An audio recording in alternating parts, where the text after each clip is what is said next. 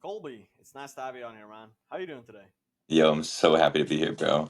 I'm doing really good, bro. Mm. How would you introduce yourself for someone who maybe doesn't know you? Um, well, I guess it's a funny thing to ask, like, how do you introduce yourself to somebody? Like, I would just usually you'd say like your name, right, where you're from. But like, is that really me though, or is that like just, the things that I was like, is that really me though? Like, my name is Yeah, just what I was given at birth, right? And my basically, location of where what? basically, what you do and what's your message?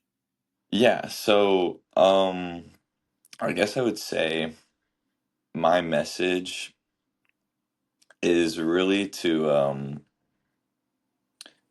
help people that are struggling in a way that is like it's like if you have ever dealt with something very serious, very traumatic in your life, and these responses keep on circulating through the form of thoughts and feelings, and this is something that I discovered for myself.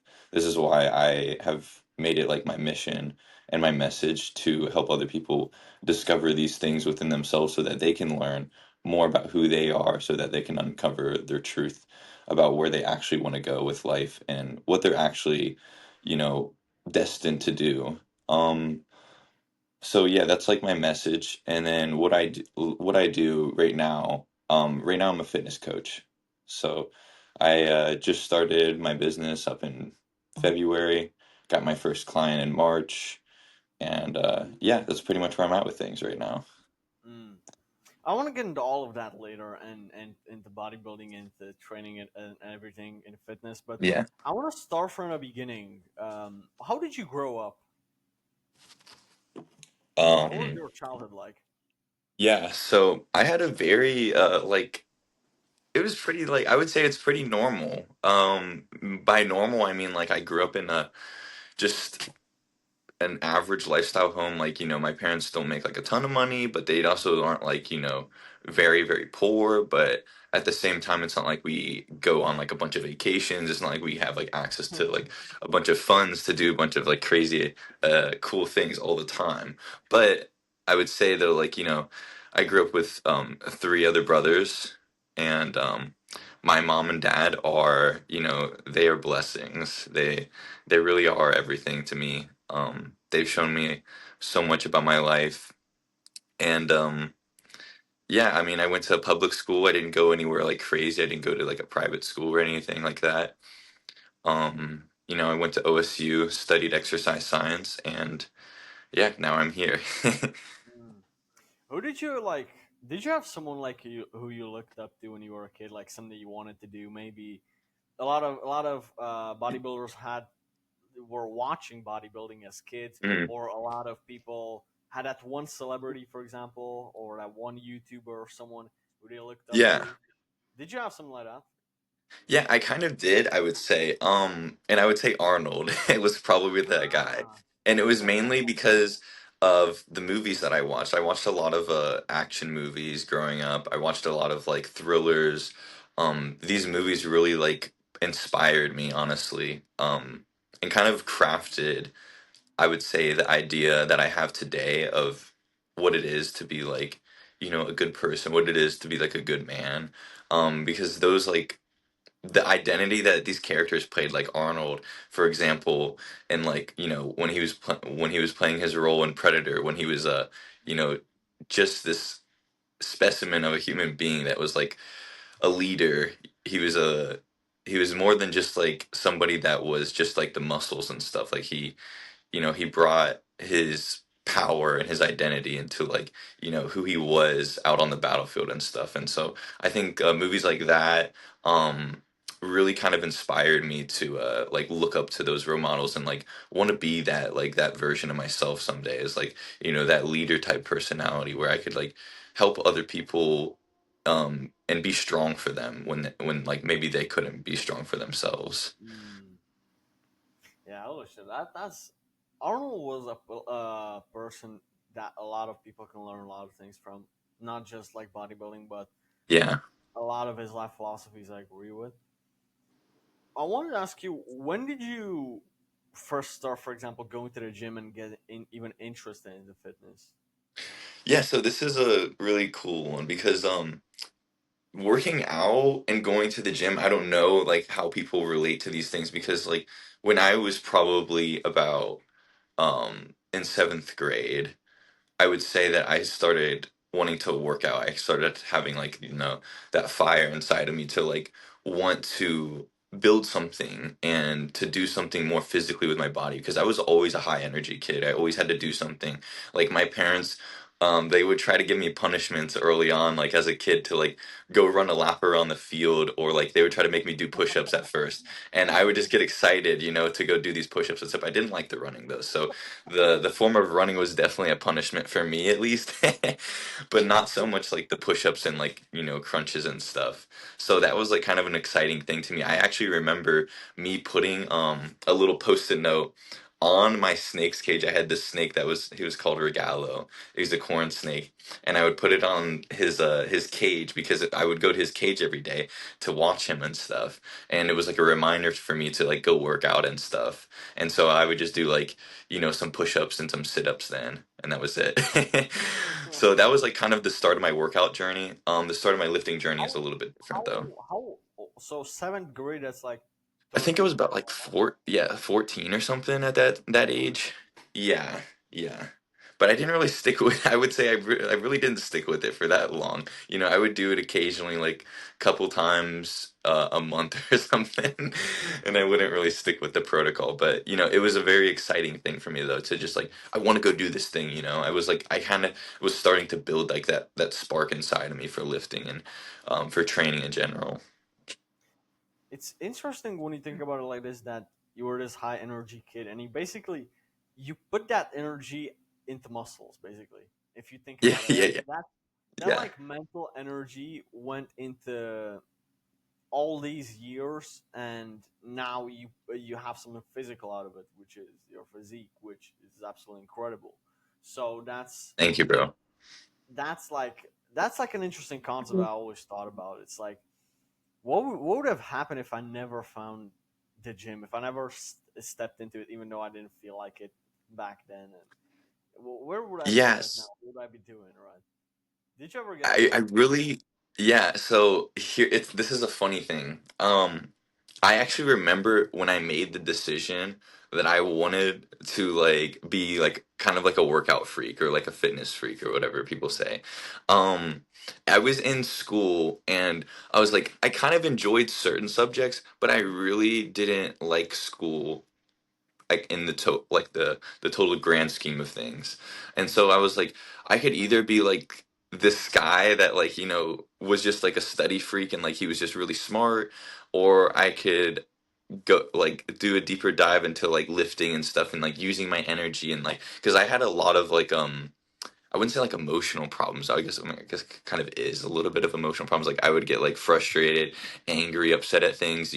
I would get sad occasionally. So like this was like an outlet for me to really like control that emotion inside of me on like a deeper level to like kind of transmute that energy into like something that was more positive.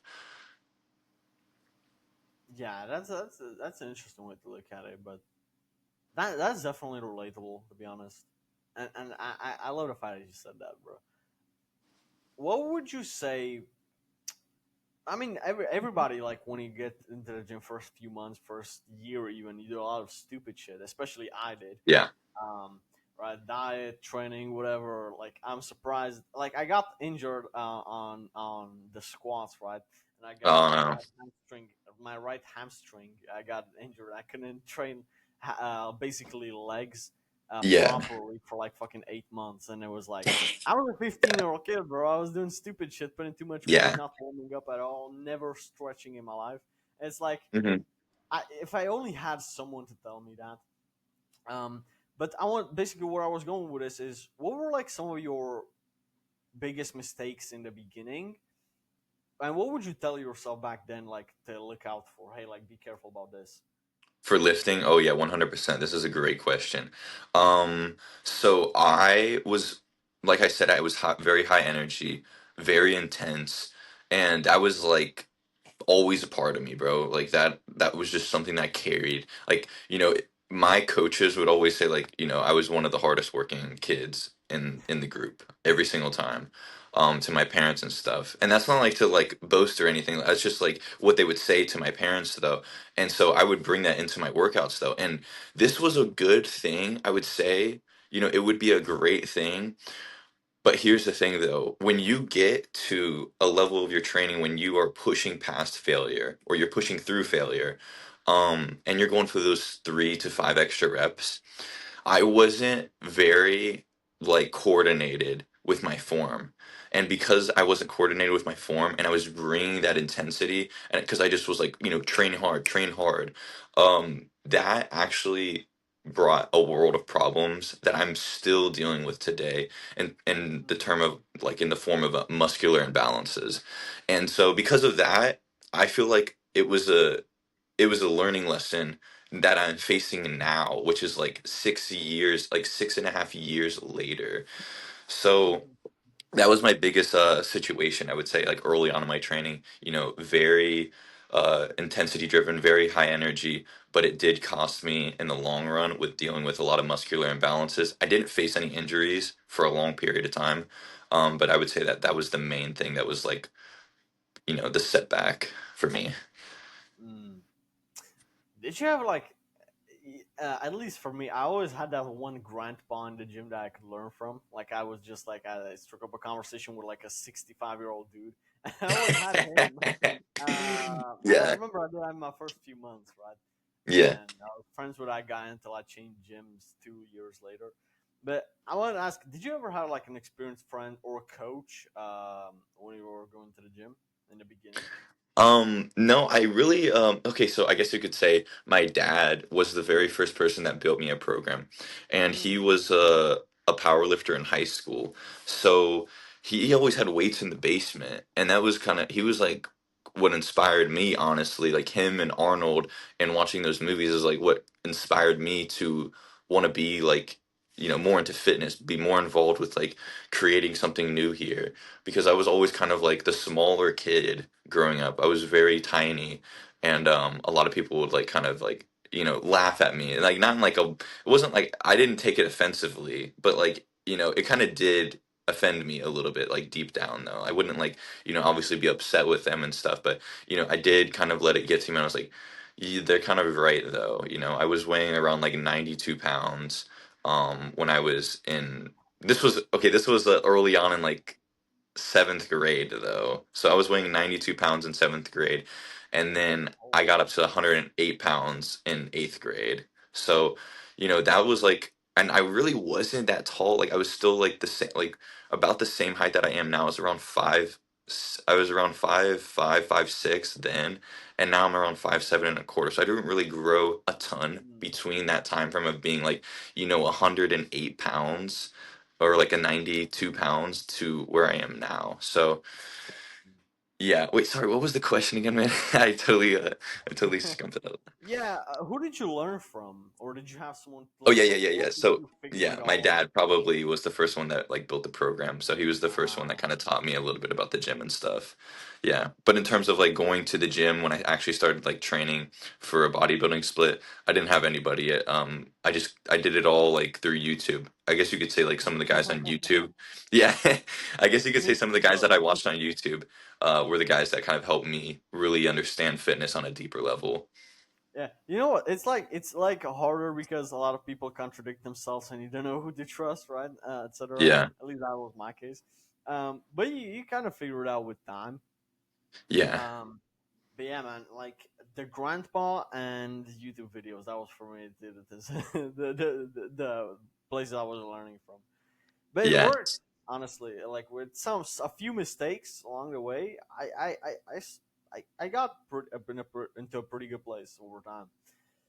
But Wait, actually, one of one thing before we move on to the next question, yeah, bro. So, dude, this was a huge thing for me that I realized like just last year that helped me so much with lifting was when I watched people, when I was picking up information from other people, I didn't just solely like like adopt every single thing that they told me, whether it was on like a YouTube or whether it was like somebody in the gym.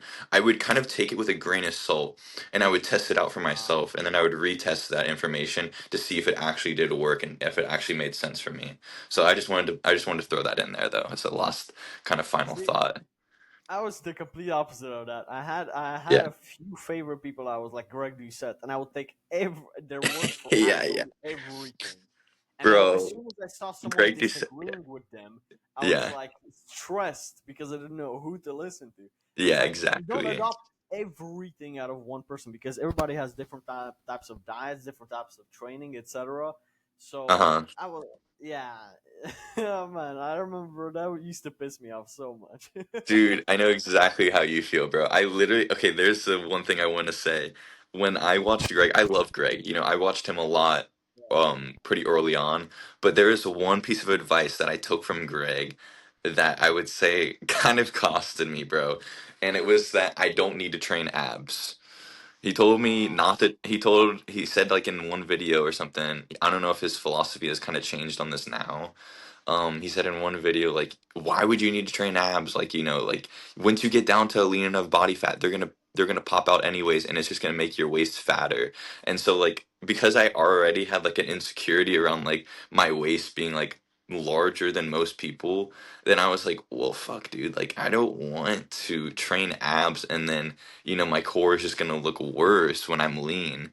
And that has been the total opposite actually now. I would say like I just started training abs, like really training abs this year, and you can see the difference in my photos from right now to where like if you were to look back, you can see like my my lower abs just look way more dominant. Like you can see like I really just my abs really just pop out a lot more, and I feel like much stronger on my lifts because of that as well. It's not like just a aesthetic look, it is a total like change in your functionality as well, because my gosh, I feel like so much strong. I feel so much stronger on my squat. I feel so much stronger on every single lift, bro. So that was like a piece of advice that I would say like never listen to that. Um, Kind of a big mistake there, but yeah. yeah, I train abs too, bro. And honestly, it's a muscle like any other. It grows, dude. Yeah, I feel like 100%. I'm gonna ask you what do you think. What do you think are the most skipped muscles? The most what? The most skipped, like the most people Oh, skip skips. muscles. Okay. Yeah, yeah, yeah. I would say hamstrings. I would say just from looking at like my clients' physiques and like looking at other people's physiques as well as my own, definitely hamstrings, abs, um, and I would say traps probably are the main ones, like upper traps.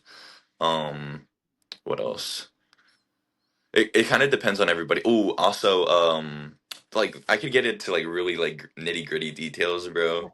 But there's so many muscles that people neglect, to be honest. Like your tibialis anterior, which is like the front of your shin muscle, that causes a lot of issues for people when they have a weakened tibialis. And then I would say also like your serratus anterior. It's like a muscle that's like it's like your oblique right here. It's like this muscle that pops out uh, right there. So that muscle is also weak on a lot of people. It was weak on me as well. Um, the reason why I say those muscles specifically is because they're a huge part of our functionality with like, especially like the serratus anterior with like how your scapula moves, because it is the muscle that pulls your scapula, allows it to pull forward. When you are pressing on a bench press, I had very weak scapulas. My rotation, my functionality of my scapulas was really bad. A lot of it had to do with weakened back muscles and this front muscle right here, this weakened serratus muscle. So, yeah, I would say like that's my final point for those. I'm sure there's a lot of other things I could probably talk about as well, though, too. man, honestly, I think that the majority of people, there are so many guys like don't hit the rear delts, Oh right? yeah, That's that's like another one such too. a Yeah, yeah, that's such a yeah, yeah. boring thing to train. Yes, Um, yep, 100%, bro. Also, that is the thing for me. Like forearms, bro. Like my forearms are tiny compared to Yeah. the rest of my arm. So for Hmm.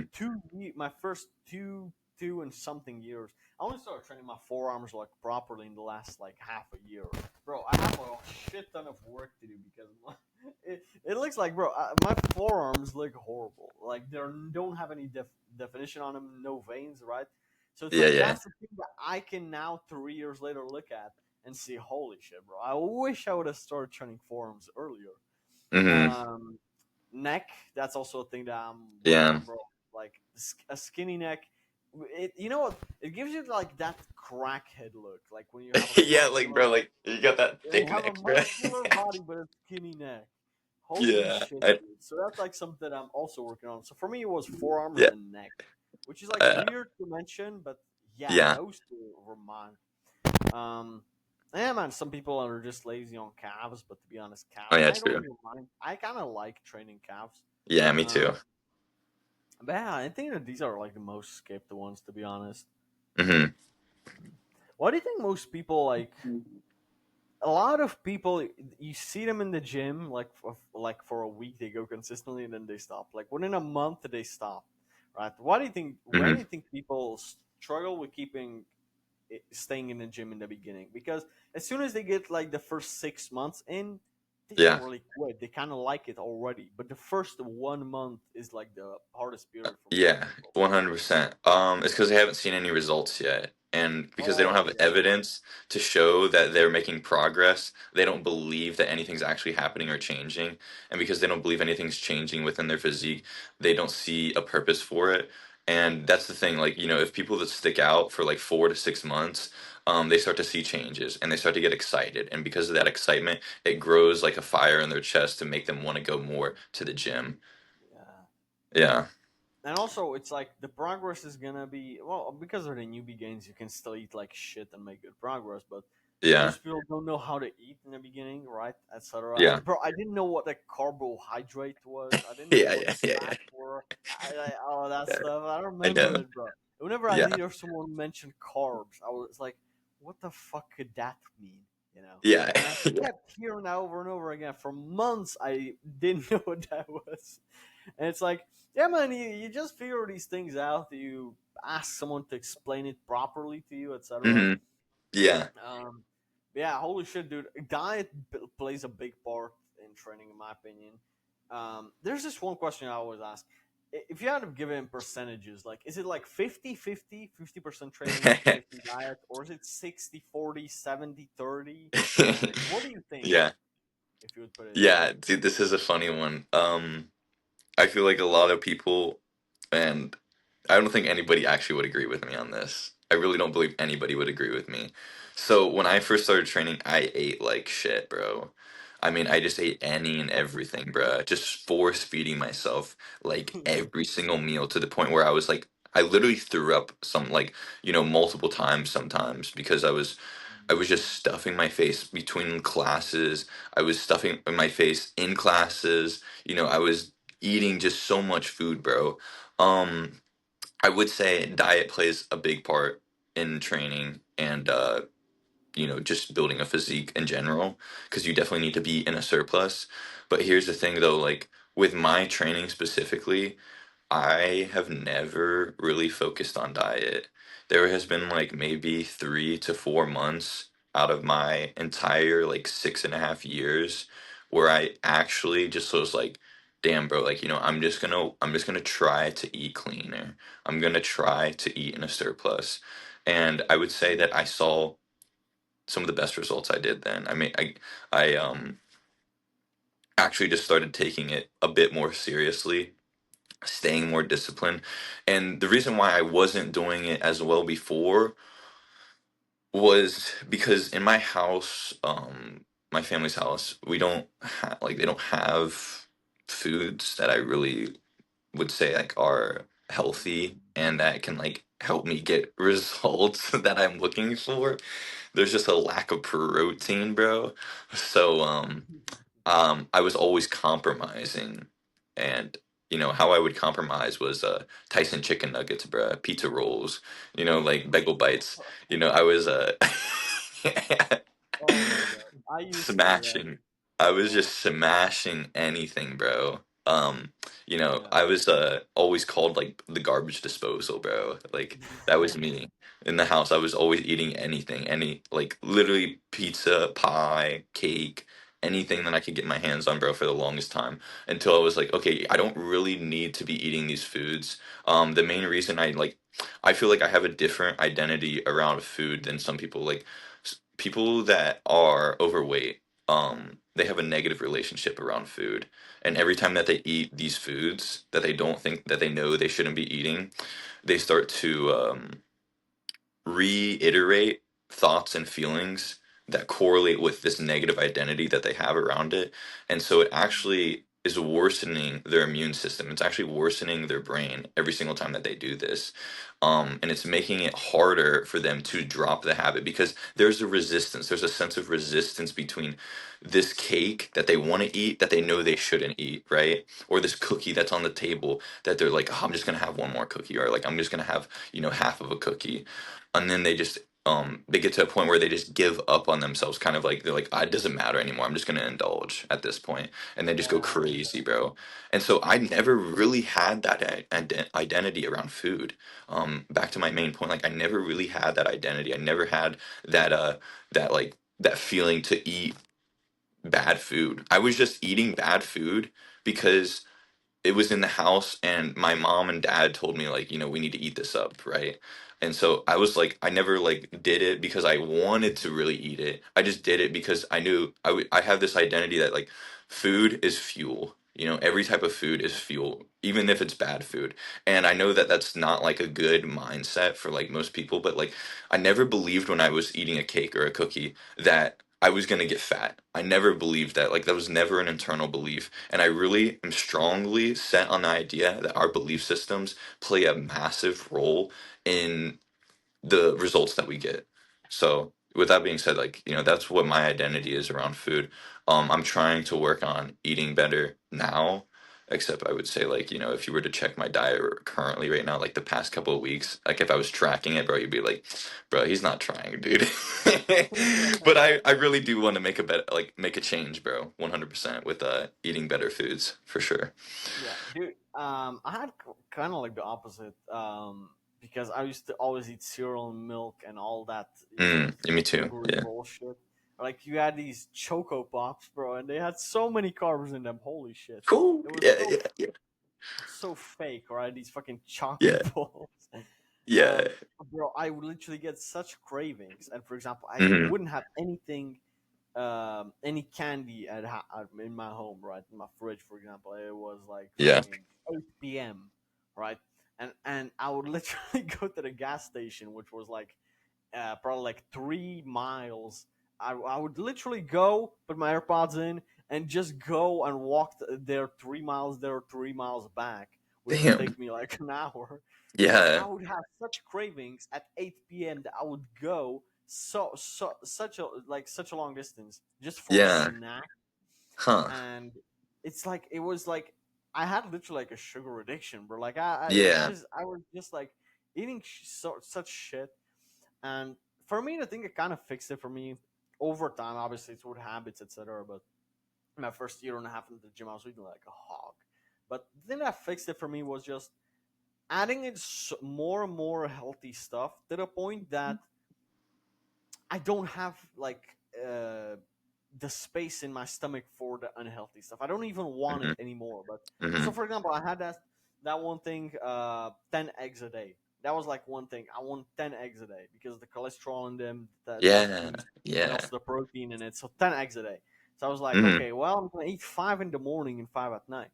Hmm. I'm gonna start my day with that. Suddenly, I didn't like binge eat at 12 a.m. at midnight, right? Because I got some cravings because I was already full, right? And Exactly. over time, I started eating ground beef, etc. And I started adding so much of this stuff that it became kind of like a habit.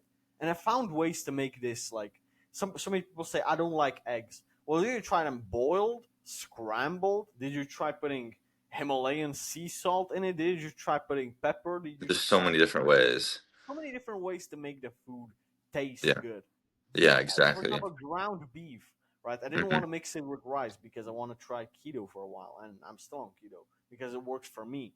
Yeah. But I, I stopped mixing beef with rice, but I started mixing it with eggs, right? So 4 eggs and 500 grams of ground beef. It's a big ass meal after like a Yeah. That fast sounds for like gas. bro, like half a kilo of beef and four Damn. eggs. Holy shit, Dang, I'm dude. pregnant after that. Yeah. But it's so much protein in it. And I found a way to make it to make me like it. So for someone, I'd say if you just try to stop cold turkey, like eating all the food that you're used to right now, Yeah, it you never will works. snap right back to it Yeah. because that's your identity.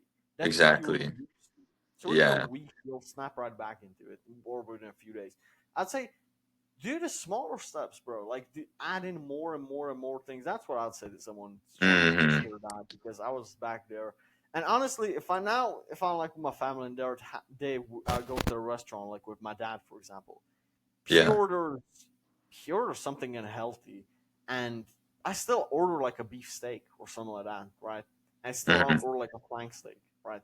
And it's Yeah. like that's like my go to, and he offers me a bite of his I don't know whatever like a slice of pizza, and I actually don't have the craving for it anymore. Mm. 2 years ago, that would disappear out of his hand that slice of pizza immediately. It's Yeah. like it's like you have to kind of see yourself and your habits in a different way, but that comes with time. Exactly. Yes, bro. You So explained that beautifully. Yeah. That's exactly how it works.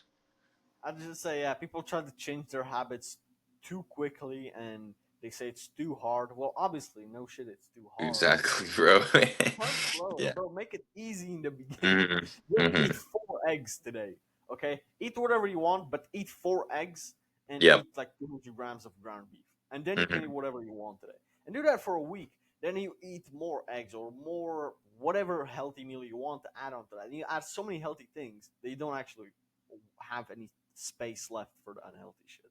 I know, So bro. Yeah.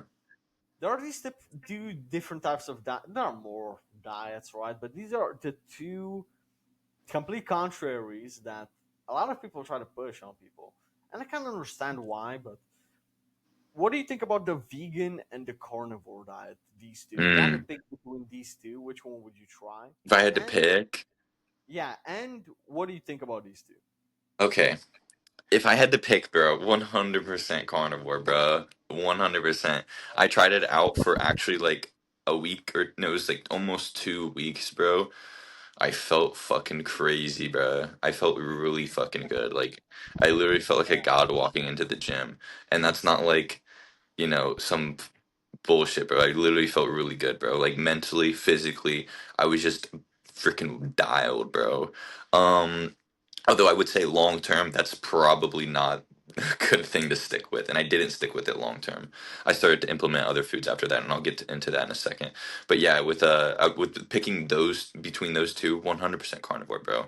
I love steak, bro. I love like just all these. There's just a variety, bro. Like I've never had, like I said before, I never had a lot of protein growing up, bro, and that has been like one of the major downfalls to like my success in the gym. I believe like I could be so much better than what I currently am right now had I have just had the consistency and the discipline to have the protein all the time, like consistently eating in a surplus, consistently getting enough protein in. And like I said before, we had a situation in the household that I couldn't really necessarily do that as well, but maybe that's probably just an excuse now. I believe that I could have like probably maneuvered around some way. I could have found a way. Um, but with between these two, bro, I don't believe anyone should be on carnivore for an extended period of time, and I don't believe anybody should be on a vegan diet for an extended period of time. And here's why: because our people don't understand our gut microbiome on a deeper level. The people that actually get involved with these diets, it's more so the identity around having this as a label for them. They love to have labels, bro. People love to have labels, whether it's with their religion, whether it's with their training, Yeah. whether dude, they love it, bro. And every vegan that I've talked to, I haven't talked to many people that were on carnivore, to be honest. So I can't really like say much about people that are on carnivore. But every vegan that I've talked to, bro, you know, they think they are so in belief, bro, that their way of eating is the way, and that goes for everybody and like with all like a lot of different beliefs and labels that they put on themselves. And nothing wrong with that at all, but to project something that is actually not necessarily healthy for you. Like it's really not, honestly. Like you are missing out on so many things that your body actually really needs. And they'll say like, "Oh, you can substitute this and that." You know, honestly, bro, it's kind of bullshit, bro. It's literally just bullshit. It's it's cap. They don't know what they're really talking about. They think and believe that it's better, so they continue it. Although I bet you, if you were to switch certain things out and to add in a new things, I'm not saying totally the vegan diet is bad. I definitely believe there's benefits from both the vegan side and both the carnivore side that you can pull together and merge into one that is the most optimal balanced diet that you could possibly create for somebody. And I think it works 100% of the time for everybody, because that is how our bodies work. People say like, well, my body works differently this way. My body works differently this way. Yeah, dude, you've just been conditioned into a belief that your body works differently. That's literally, you're just labeling, you're trying to put up an idea of something that you are different than other people and saying that this method does not work for you. But you haven't even tried out all these other methods that could potentially work for you. They are limiting themselves massively to new potential, to new possibilities that I believe that could definitely change their life and make them feel 1,000 times better than they've probably ever felt in their life. Because when I merged the two together, when I started eating like, more healthy grass-fed meats, actually legit meats, and also bringing the combination of like having a just a diverse diet with like vegetables, greens that I actually needed, along with the supplementation, bro. I was literally, I felt like I was on top of the world, bro. I was absolutely insane in the gym. And this is like not just solely just on my diet though. I was doing a bunch of other things as well at the time, like through my meditation rituals that I definitely believe played a massive role in this as well. But had I had not of tried something new and humbled myself to eating a different way, to a new possibility, I wouldn't have realized the potential that existed within trying something new out like that. And I think people label things that they don't actually know why they're doing it. They just want to have a new label because they would like to take on new identities to say that they are this type of person. Well, Which is not a problem, but it's like, okay.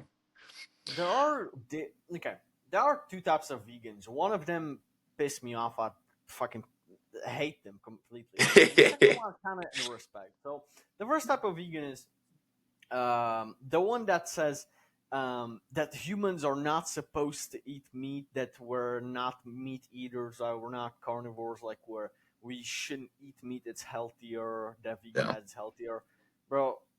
Those people like completely shut the fuck up. I absolutely hate these people. Yeah. Just Okay. take a look at our anatomy first of all with our teeth, Yeah. bro. Yeah. Yeah. And also, there was a study done on stomach acid, and it turns out that humans are more carnivorous than lions. Like Mm-hmm. we have a stronger stomach acid than lions. Exactly. Yep. The most carnivorous animal is actually an eagle. They can eat like dead corpses, etc., and they'll be okay. Yeah. Um, if a human eats that, they'll get sick, right? A Mm-hmm. rotten corpse, right? So like, but like apart from like some birds and some other wild animals, humans are very very carnivorous. You can check this out, guys. Mm-hmm. But the second episode of vegans, I kind of respect is like, yeah, you know what? Out of the moral reason, I don't like animal suffering, but I realize that it's not the best diet for me. But I'm just gonna take the L, okay? And I'm Yeah. okay with that. I'm okay with the pros and cons. I'm like, bro, okay, go ahead, go for it. I don't actually care. Yeah. So yeah, like there are different types of people that those are trying to push it, those are trying to cope with it, Yeah. and those that then there are those who admit that it's probably better if they weren't vegan, but they just take the L, take the consequences, and because of the morals, right? And they Yeah. Yeah. feel Yeah. bad Yeah. for the animal. Because yeah. I kind of respect that, to be honest. I don't have anything against that. I wouldn't try to change their mind. Yeah. Now, in terms Yeah. of carnivore diet, dude, I also tried that for quite a while, and bro, my brain was sharp when I didn't eat any carbs, Yeah. right? And I only Hmm. eat like, hey, bro, I used to eat like in a total of fucking 700-800 grams of ground beef, and I'd have a 200-gram flank steak, and I wouldn't get sick of it. Actually, I would enjoy every meal. I would Yeah. look forward to eating it. Yes, bro. It's Me like too. one of those things that you can eat over and over and over again, and you keep enjoying it. Exactly. However, I still wanted to add some things in, right? So Hmm. I'm right now I'm like pretty much on keto on low carb, like below 50 grams a day. But Wow. I do have sometimes like one or two bananas in a day. I sometimes Yeah. have some sweet potatoes, right? But Yeah. the one thing that I start seeing the biggest difference is because of cholesterol. When you eat liver, beef liver, and when you eat eggs, like a lot of eggs with Mm. butter, like 8 to 10 eggs a day, Yeah. bro. Yeah. Like you literally wake up in the morning and your dick is just like, Yeah. Yeah. Yeah. bro. You feel like a you feel like uh, You you feel feel like a like you're demon, bro. You feel like cooking. a monster, bro. I know what you mean. Yeah, Yeah. bro. Yeah. So Yeah. like the sex drive is absolutely It's through crazy, the bro. fucking It's roof a when you problem. eat a shit ton of cholesterol from liver and from eggs. It's through the roof. So that's Yeah. like one of the benefits, right? But Hmm. it also it's like so easy to hit your daily protein if you eat a Yeah. shit Oh ton yeah, of bro. shit ton of eggs. So it's Yes, like, bro. Yeah. yeah, bro, and you just like feel so healthy. You don't You just feel get so bloated fucking out good. of for no Yeah. reason.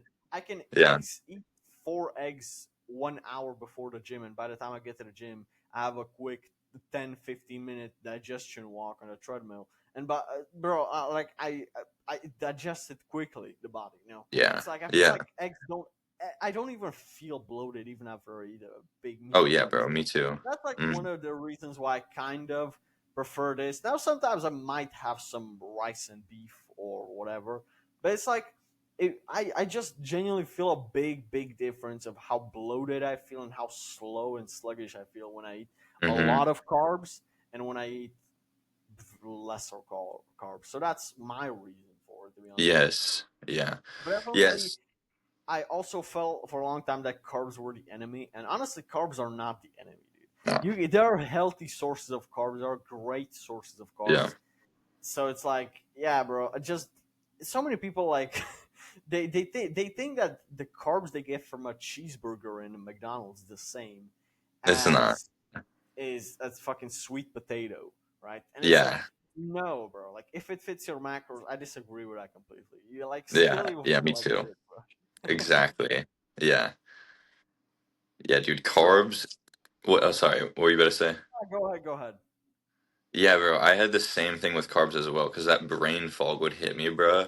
And I would just be like, dude, this is so annoying, bro. Like, I just want to pass out. I'd eat some, bro. But here's the thing, bro. I was eating freaking pizza fresca, bro. Like, I was eating massive amounts of pizza, like, just, hammering away at, like, burgers, fries. Like, and I would just go on the couch and be like, oh my gosh, bro. Like, you get You into that, know like, that, that term food coma. You never yeah, get that after you eat yeah. a steak or after you eat some eggs. Nah, dude, You don't no. get that. Bro, you gotta combine freaking garlic and some onions, bro, some red onions with your steaks, bro. Chop that shit up, bro, and like mix it in the pan. It's Onion and gas as garlic. fuck, bro. What? Onions and garlics. I never tried that.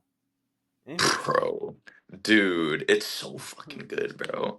Yeah, I try to have garlic every week, like a couple times a week, but shit, dude, I wish I could have it every single day. The only thing is though, like, bro, it might reek through your pores though. I get a lot of comments from um my family saying that, like, bro, why'd you eat that garlic, bro? I'm like, dude, it's fucking good though. Yeah. Yeah, but with the carbs, bro, and the brain fog, yeah, it does get frustrating as well. But you just need to substitute different carbs for different solution. Yeah. Yeah, there are definitely healthy sources of carbs. So like carbs, Oh, okay, 100%. like Yeah. unless as people want to go keto, which that's what I do right now, and I kind of Yeah. enjoy it. But I know that if I wanted to start eating like 100, 200 grams of carbs a day, there is a healthy way to do it. At right, you Yeah. don't have Well, to get fat. why did you start keto? Was it because of the brain fog? Honestly, yeah. I also not just because of their brain fog, but because it just feels so fucking sharp, Yeah. and I just like to have that feeling 24/7. So I know like what you if I mean. eat like today, I only ate half a banana, right, and that's Hmm. basically all the carbs I had. I ate 6 eggs and I ate 400 grams of ground beef without rice, Yeah. without eggs. like just ground Yeah. beef and salt and pepper. Like literally, you have a plate and just ground beef, plain, Yeah. no sauce, nothing. It was like it used to be boring, but now it's kind of like just get it through, right? So it's just like the habit. Some people can't imagine having a plate and just meat on it with nothing else. Hmm. Like you Yeah. get used to it over time.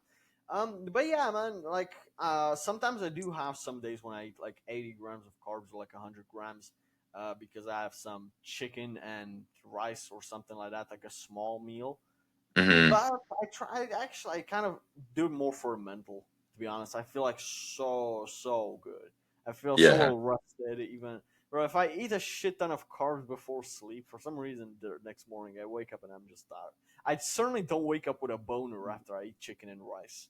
Like, that's like the one thing that never happens. Only after Yeah. eggs for some reason, man. So that's like one thing.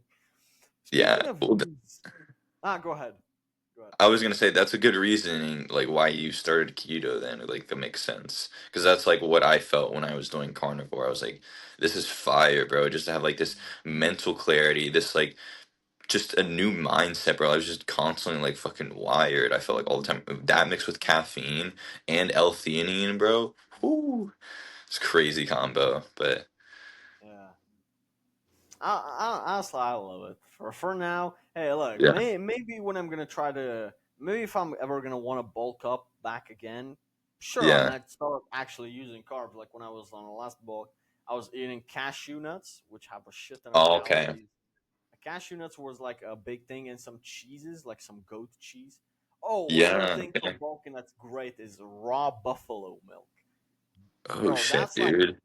that has a shit ton of calories in it, and Dang, it's I gotta actually check it it tastes out. amazing. So raw buffalo milk is like another thing that I just found out that's just such an easy trick. Like I was struggling with cow milk, right? But Hmm. buffalo milk, it's slightly more expensive, but it tastes amazing. It's an easy hack if someone's Dude. seemingly struggling to put on weight. That sounds amazing. I gotta try that. I didn't even know there was a such thing as buffalo milk. I mean, I knew they produce milk, but I didn't know like you could just buy it. That's Yeah, crazy. I bought it online. I don't find it in the stores per se. Oh, okay. Is there like, I wonder if there's a place in the US that I could get it from. I think I'll there have to, must be somehow. Like yeah. I don't know, man. I think it must be somewhere. But speaking of these meals, I wanted to ask you, what's like a common meal that most people think is healthy, but it's actually like the opposite, but it's just considered Hmm. healthy. Um,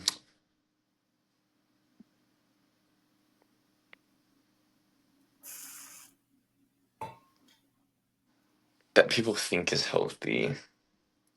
Yeah, I you know, feel like, like yeah. the middle aged moms that are trying to lose weight and think they're eating healthy, but they're eating absolute dog shit. I have a couple ideas in mind, but go first if something comes up to mind.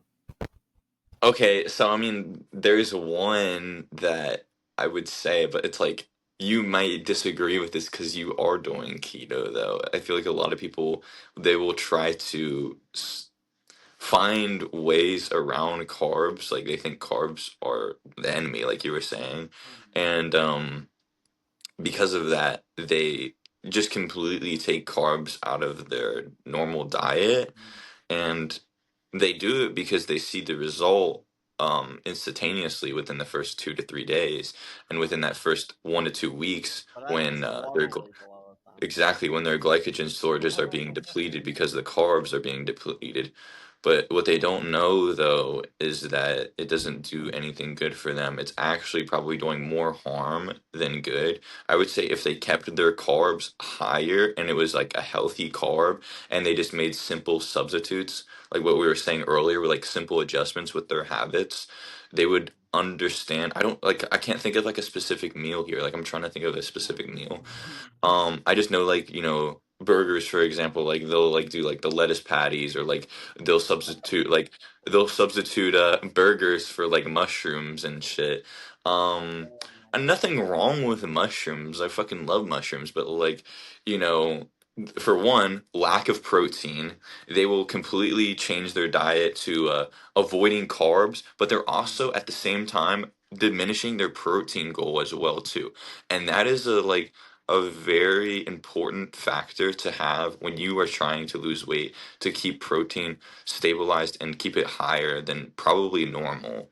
That, and I would say like a good source of healthy carbs, just like, dude, being well rounded. People just, they have a total misconception of what they believe is healthy because they read like Reader's Digest, or they read like, some magazines, or they see like their favorite actor or actress doing these things, and these actors or actresses don't know what the hell they're doing, by the way. Honestly, But if I could give some examples, bro. For example, most salads are horrible with the oh, it's dressing true. and Yes, that's a okay. salads. A That's a good lot of one. times they everybody thinks they're so healthy, bro. A lot of Yeah, salads they I it's should have just thought of that one. leaves and dressing and what else they put in it. Like like it's not that good as they portray it to be. Okay, Mm-hmm.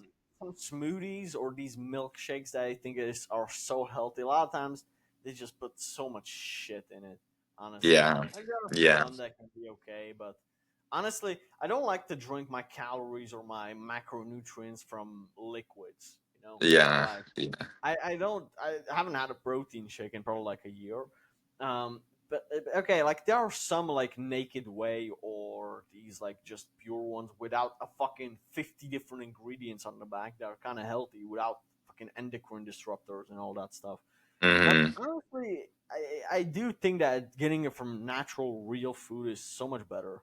Honestly. Oh yeah, 100%, bro. That was a perfect meal example, actually. The salads, bro. I don't even know why I didn't think of that one. Actually, they always love the salads, bro. They say eat a salad, okay, and then they put like 400 calories of ranch dressing on it. Oh Jesus. Yeah, Yeah, bro. that's People typical. also don't realize like Coke Zero and all this stuff. It's like that's still like okay, 0 calories, but what else they put in it? Okay, or like people don't count the calories they put when they put a shit ton of ketchup or sauces or from Yeah, drinks. the condiments alone, bro, are a whole Yeah, yes.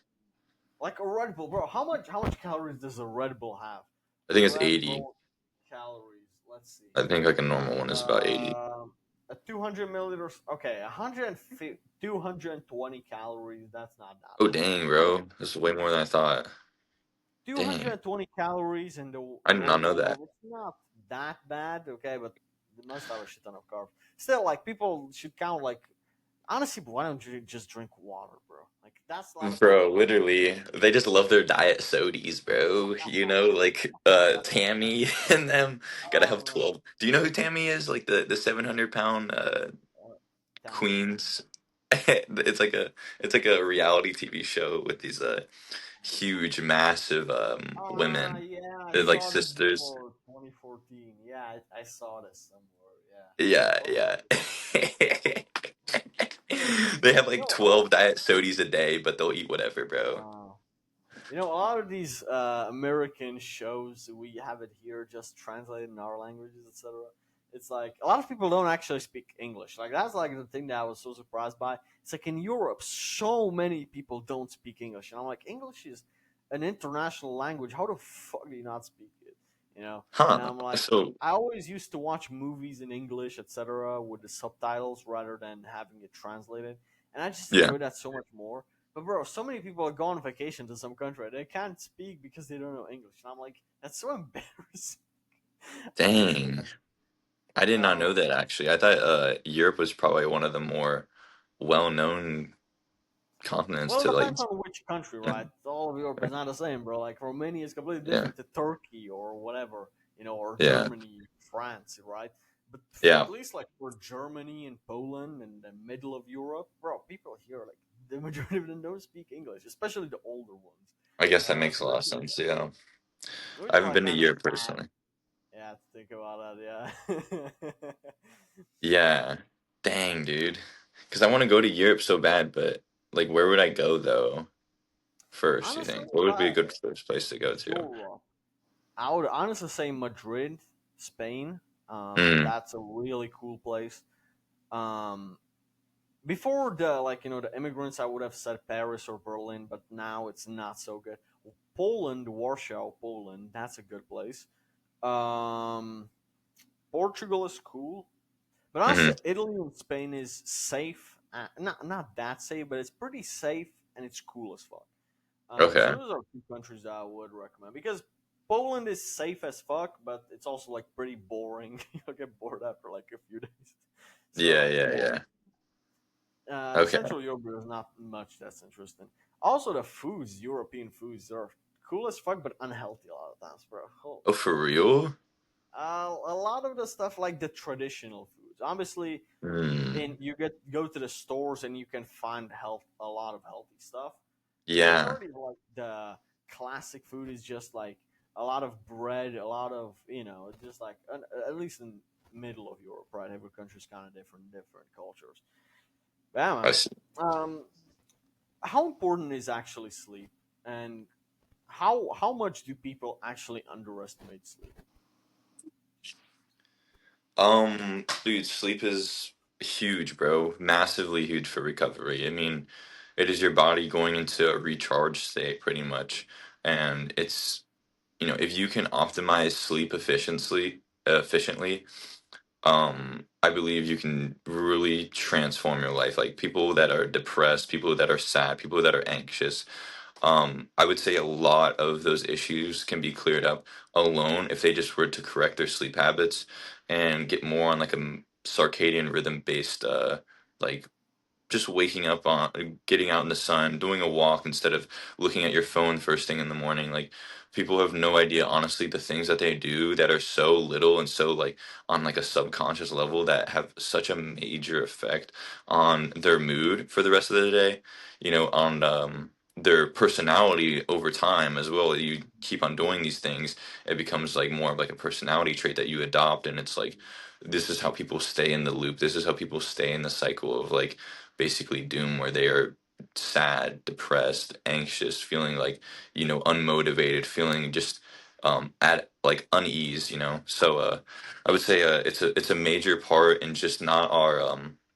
our psychology, but also our physiology as well with recovery. It's the body going into a repair state. It's allowing you to repair on like just a more optimal level than like you only repair so much during the day when you're awake and stuff. You have to have sleep. You have to have good sleep if you're looking to like be a fully functional human pretty much. You know what, man? I would honestly say people need more of an alarm clock for bedtime to go to sleep rather than for Yes, something yeah, yeah, else. 100%. Like Because if you can just go to sleep at the same time, your body will wake up naturally at the time that you want to, or like the same time exactly. you go to sleep, and that's just such a healthier. But most people they like to scroll in their bed, etc. That's like just so fucking weird to me, because I haven't done that in such a long while. But it's just like it's so tempting to stay awake, and it's so Hmm. boring to go to sleep when you still have a little bit of energy. No, I promise you, bro. If for the majority of people, bro, just if you can buy for the $10 that one thing, I don't know how you call it, but you put it over Oh, the your eye mask. Yeah, yeah. the eye mask and the earbuds. Those two things made me fall asleep like a fucking baby. I don't know why, Really? but it's just like for some reason I can go to sleep at 3 p.m. and when it's sunny outside, I literally I don't hear it and see anything. It just sleep so well. So it's like Wow. that's I one never, thing that worked for me. yeah. I never thought about the earplug idea though. The earplugs, honestly, I live next to a road, so it's a lot of traffic. So I kind of, it's very useful for me. If you live in Okay, the I middle of the see. forest or whatever, it's like not loud in your city or town or Yeah. village or whatever. Then yeah, sure, yeah, I didn't think that you need it, but the earplugs actually helped me a lot. Okay. I Surprisingly, I always listen to some like calming meditation music. oh, Um, that could also work. it just like is a way to kind of trigger myself into like a kind of like a sleep mode, I would say. I It's like never a tried that. Yeah, it's kind of just like another way to like allow myself to tell my body and my mind that, we're gonna get ready for bed here and we're gonna start like wrapping things up for the day. I do that with a lot of other things as well, but I would say that's like, that's something that's helped me to have a more calm, relax, deep sleep, especially with like taking the phone away like 30 minutes to an hour before bed, and then You removing know blue what? light a couple hours before too. That's really a good way to like trick your subconscious mind to want to be Yeah. sleepy. Yes, Because bro. I'm reading currently the book Atomic Habits, and Oh no, wait, I'm that reading it too, bro. Yeah. That's so I'm funny. like, yeah. But there was a chapter that um, your body gets used to the rituals or the environment. So, Yeah. like, I'm gonna use a stupid example, but you want to go to the bathroom just to wash your hands, but you walk into the bathroom and now you want to take a shit. You feel like you're gonna shit yourself because you're next to the Yeah. toilet. And it's like Yeah. I didn't even want the shit when I was in my room, but I went to just wash my hands, and now I need to go to the toilet. It's like Yes. because it's your mind, the environment makes your subconscious want to do the action. So whenever, for me, it's the earplugs and the eye mask, complete blackout and deaf, that Yeah. just makes me so sleepy, right? And it just makes me fall asleep in like 10, 20 minutes. And Mm. but Dang. yeah, a lot of people need some stimulation. That's probably the worst thing for your mental health, to be honest. If you can just sit and just think and Hmm. just think for a long time and just don't need anything to entertain you, and you can entertain Yeah. yourself, you'll be so happier in life in general. This is why meditation, in my opinion, is even 10 minutes a day. Just be focus on one thing at a time. That will make people like 10% happier, and Oh, 10% might 100%. not sound like a lot, but bro, there are a lot of people who would give $1 million just to be 10% happier for life, and Exactly. Yeah, dude. not being always, like I sometimes, um, when I'm using the train, I go there and I take off my headphones and I'm just looking through the window, and I don't have. Everybody else has their AirPods in or whatever, and I have them too, but sometimes I just don't, and I see like some people look at me like this is like I'm not cool anymore. Like this is what Yeah. old men do, right? Like the Yeah. grandpa who just Yeah. sits and stares into the sky, and you're thinking he's weird. No, he just Yeah. doesn't fry his brain. Yes, bro. Yeah. And that is like, I literally believe that this like idea of our new generation, like trying to basically, it's like they're demonizing these rituals that are actually more of like a sacred time, bro. Like Mhm. meditation is kind of like frowned upon in our generation, I would say. Maybe not so much as like, older generations and stuff, but like people look at you as like if you do meditation, it's like are you like an old lady going through a midlife crisis, or like what is wrong with you, like why do you need to do meditation? And it's like those things as well, like just going to look outside, like I'll just walk outside in the woods by myself in nature, but like if somebody were to like watch me do the things that I do, like when I'm just outside, just looking at things, just looking at like, bugs, plants, like everything. Like when I'm looking at those things, I'm expressing gratitude to myself. And people have no idea what the habit of gratitude actually does to your body and your mind. And if I think if people honestly knew what it did and like how it could positively affect and transform their life completely, I think that people would be open to a new idea and like a new possibility of like doing something new that is like maybe it's looked down on, it's weird at first, but the benefits of just you being in the moment, just you being present with just very simple things, bro, is like it is it is everything. Like just being in the present moment is our life, like people get so caught up in like this futuristic idea of what's going to happen tomorrow, what they're going to be doing later today, this meeting that they have going on, are they going to get these things done on time? And there's like all these deadlines, or they're either regretting things that they did in the past. And so like so much of our waking day, most people's waking day, has been separated, like completely separated from this idea of the present moment and bringing himself back to the present moment. If they knew of the potential that existed within the present moment, I think that people would completely transform their habits, or they would try to start a habit, a new habit, a new way of being. And you know, that's also part of my message, bro. Is to not just like, I don't want to just transform people like in a like their physique. I don't want them to just like make them stronger, because it's really the feeling that they're chasing, bro. This feeling of confidence that Yeah, already exists with inside of them. And it's I feel like it's my mission to get them acquainted with this feeling and to make them realize that like you can still go and do the habits, you can still work on the habits, do the work, do the workouts, build the confidence outside of you as well. But if you are not getting in touch with your inner reality, then it is going to make it your life so much more difficult to get there. It's going to take it so much longer. Not that it's a bad way to only do like the outside work, but people are totally missing out on this inner world of like transformation, because I believe that everything is created inwardly before you're created outwardly. And I want to show people that there's a new way of being, there's a new possibility that exists with inside of you, that you don't have to take like, you don't have to take some type of thing to achieve this feeling. You don't have to like go and like, work out for 3 hours, you, like grind every single day to like try to feel present, to try to feel happy, because the truth is that happiness exists now within you, and it's just a matter of people reaching that potential.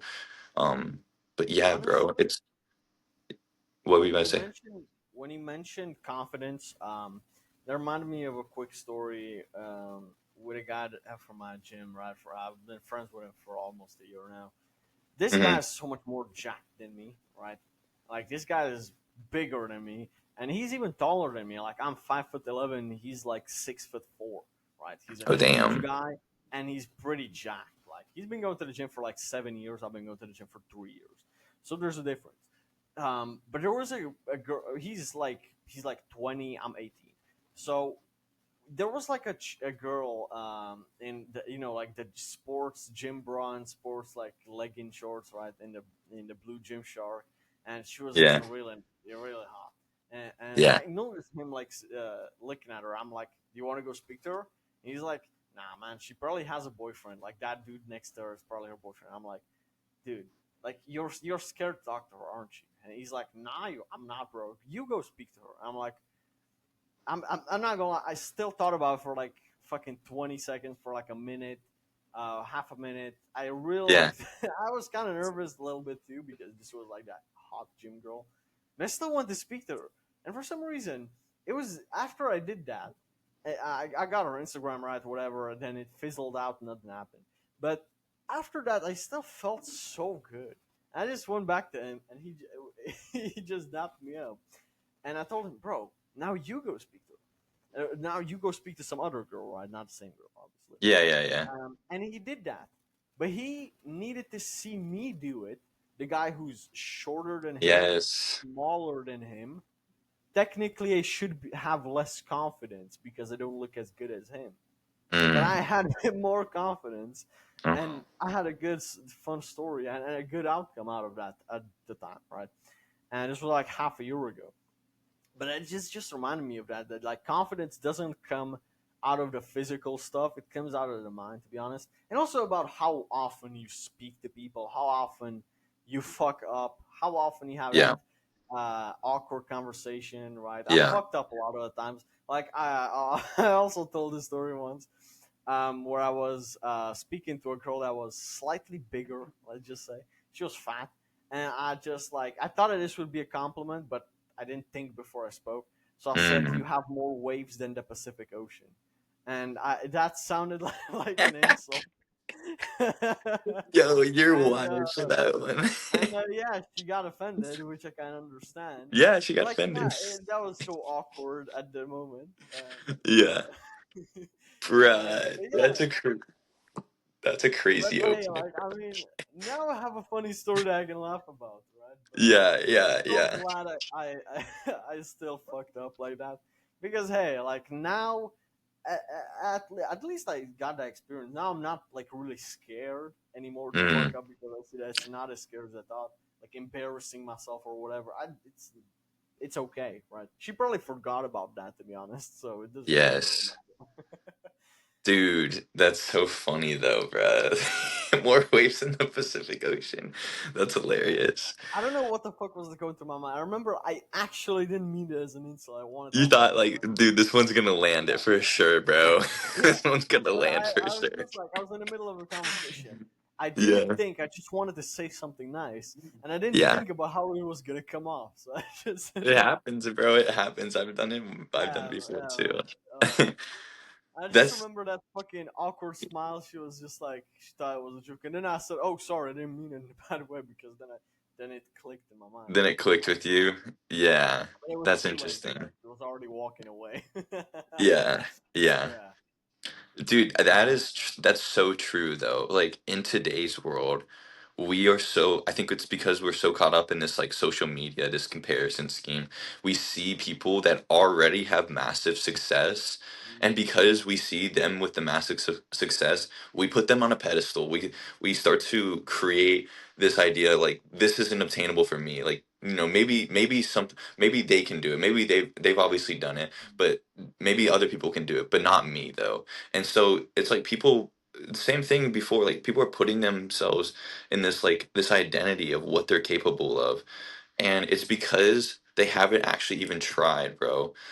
They never steps out of the comfort zone, but all growth comes from stepping out of that comfort zone. And you would realize that you would actually be a much happier individual if you were to just take the first few steps. I created a reel about this a while ago. I'm not sure if you saw it. And I was explaining in this reel that like if you are somebody that is doing something new, like I've never really understood why it is that in today's world we shame so many people for starting something new, for trying exactly. to do something that is new that they want to try to do, like that they just find enjoyment from. Like they're like, you know what, I want to try this thing. But because they never get past the fact of people bashing them, people placing saying names about them, people ridiculing them for this new experience that they're trying to create, um they fizzle out, right? They don't end up actually pursuing it long term, long enough for them to see results, like within the gym, bro. They don't like somebody that is overweight and fat, someone that is out of shape. I like explain this in the real, like if you were somebody that started to go to the gym and you just made a different decision, you said, you know what, today it doesn't have to be some new year's resolution. You just said, today I'm going to do something new. I'm going to do something new for myself because I want to do something new and I want to try it out, and I want to just experience this thing, and I want to see it through. And if you are somebody that's ever done that, you are a brave person. If you're someone that has stepped out of that comfort zone, you have courage. And I explained in this reel that like it's really a shame that people are not like being encouraged more to do this, being encouraged more to try something new that they know if they pursued actively for just an extended period of time, if they gave themselves enough time, they would probably see results. They would realize that they are passionate about something and that they have something inside of them that they could actually obtain that other people have obtained. But that's why testimonials are so important. Like, evidence is the loudest voice in today's world. But in order for you to build evidence, though, you have to start. And if you don't start, you're not going to see any evidence built. You're not going to get there. You're going to constantly be dictated by what other people say and feel. And it doesn't matter what other people say, though. Like, I have this saying that I heard from somebody, and it said, the people that mind don't matter, and the people that matter don't mind. So it's like, with that being said, though, like you shouldn't allow people's opinions. You shouldn't allow this outer world to dictate what your inner world is telling you to do. And I feel like if you're drawn to do something new, if you're drawn to create a new experience, and you have that feeling inside of your heart to go out and to do something like this, that that's all you need, just to hold on to that belief long enough until you start to see a little bit of evidence, until you start to see a little bit of results, and just ignore whatever the fuck everybody else is saying. But Yeah. that's fine. Yeah.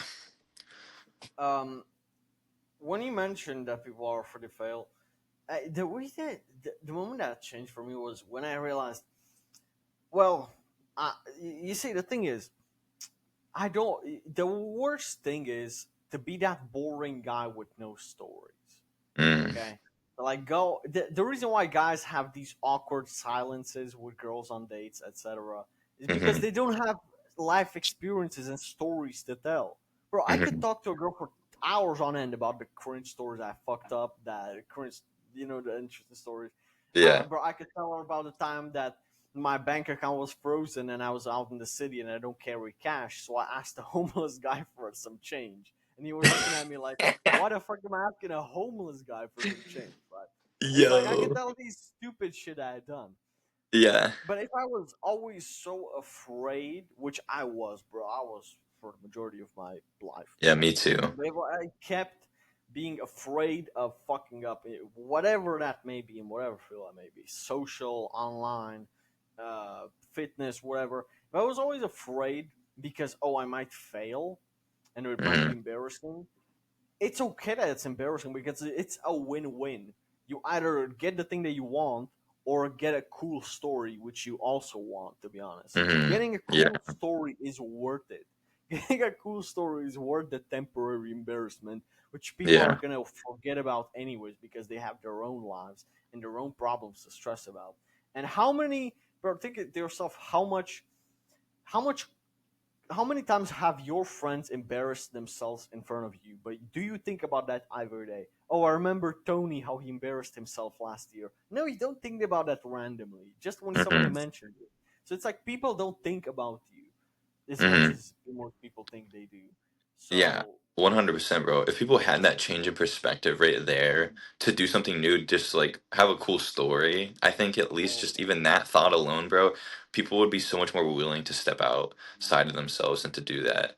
100%. bro, That's a great I, perspective, bro. I remember I asked my dad to tell me like an interesting story from when he was younger, and he told me that he used to have to travel 20 miles to see my mom, and Yeah. he used to go on his bicycle, right? And on the way back, it started raining, and it was a thunderstorm, and he couldn't sleep at her place because her parents would kill him, right? Mm. So what he did, he went to the woods and he hid under some trees, etc. And in the middle of the night, he heard a Yeah. bull, right? A bull, like a cow, but a male cow, a bull, Yeah. He saw it from a distance. So he then just jumped on his bike and he ran from a bull that was chasing him while he was running on his bike in the middle of like a thunderstorm, like in the middle of What? the night.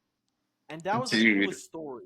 And he told me like, bro, I almost got eaten alive by a bull because I just wanted some pussy. And it's like whenever he told me that, I was just like, I want to be that dad that did such stuff that it's just so amusing because he couldn't call grandpa, hey, pick me up. He didn't have a phone, right? Yeah. So he just like had his bike and it was raining in the middle of the night because he wanted to sleep in the woods because it was a thunderstorm, right? And Yeah. it's like, Dude, that's bro, imagine like crazy. you're in the middle of the woods and you hear a bull just like start running after you and you pedal on your bike to run away from him. That's insane that he got away too, bro. He's a I legend mean, for bulls, that. I suppose that they're not that fast, I think, but holy shit, it's Damn, pretty wild, bro. man. Yeah, Yeah. as again, bro, imagine like in the moment, I know that he must have been scared out of his pants. He was Mm, not enjoying it, but after it was done, he was laughing about it. So the same yeah. way that guys say my life is so hard right now or whatever, I understand that. I had bad periods of life too sometimes. But I remember, I know for a fact that my future self will either smile about it and be proud of it or laugh about it, right? So Yeah. it's like, if whenever you're going through some shit, just remember that your future self, he's gonna have a blast about it, bro. He's gonna be happy that it happened. So That's a just being good way. able to That's take a good yourself out perspective, of bro. the present moment and think about it, this is gonna be a cool story, right? The more shit my situation is, the cooler the story is gonna be. Now, don't put yourself in dumb situations just because to have a cool story. Don't risk your life. Yeah, But it's yeah, like yeah, whenever something exactly. bad happens, take that perspective. It's like so much more fun. And 100%, bro. honestly, I think that the majority of people actually have like bad mental health, etc., is because they don't experience much shit. They don't Yeah. experience good and bad stuff. Mm-hmm. So like their dopamine is kind of like a baseline, and Mm-hmm. for example, they don't have like random spikes and dips in dopamine, like in the terms of oh shit, something great has happened today because I Mm-hmm. achieved it. Oh shit, I fucked up today, right? There are Mm-hmm. things they come home from school or from their work and they play video games or whatever because the safe option, and it's Yeah. like it's not like hey I might go to the gym or hey I might go to the boxing club and get my ass whooped or something, right? Do something, right? And it's like people don't want to do that, but then their life is monotone and you take the L by default because having a boring life Exactly. means you're gonna be depressed anyways, Bro, right? literally that, dude. It's so much of that in today's world. And I think technology has something massively to do with that because Mm, think about when you were passing something, like even when a car is just driving by you and you're walking, bro. Like I always wave at cars. I always wave at people. But really? a lot of people have told me before that like it's like they use their phone as a defense mechanism in like sources of like Oh, conversation, bro. They use their phone when they're trying to talk to someone, like when they're talking to someone and there's that awkward silence. Like, dude, the silence is oh, normal. It's just because people have misconstrued what silence actually means. They think that like if there's any silence in the conversation, that there must be something wrong going on. They must be like doing something yeah. wrong. And that's So not it's like true though. Yeah, filling the gaps, and exactly. I, Exactly. Either I've that never or really. Yeah, what? go ahead. Go I ahead. said it's like it's either that like they'll pull out their phone or they'll become like you can sense when people are like very anxious about a situation because they'll start like rambling on and they just start like talking about a bunch of random things. I used to do this too, bro. Like I would do this before because I was like I didn't know what else to say, so I just started talking about any and everything, which was like, bro, what am I even yapping about at this point?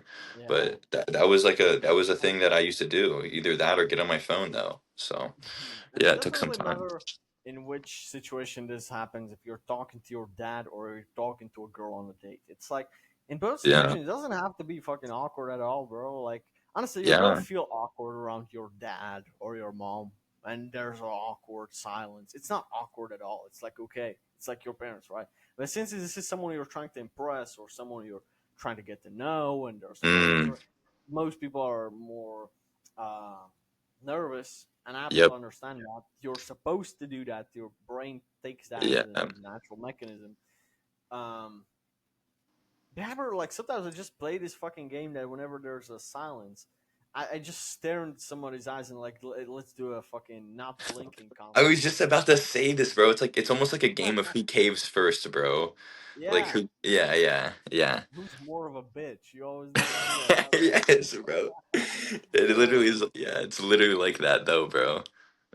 Yeah, and especially when a girl is like, what to talk about? I'm like, are you so insecure that you can't stay in silence? I like challenge them about it. Like I'll push Yes, them. it's I it push is them, like a challenge. and I do sometimes it's this. like it's funny.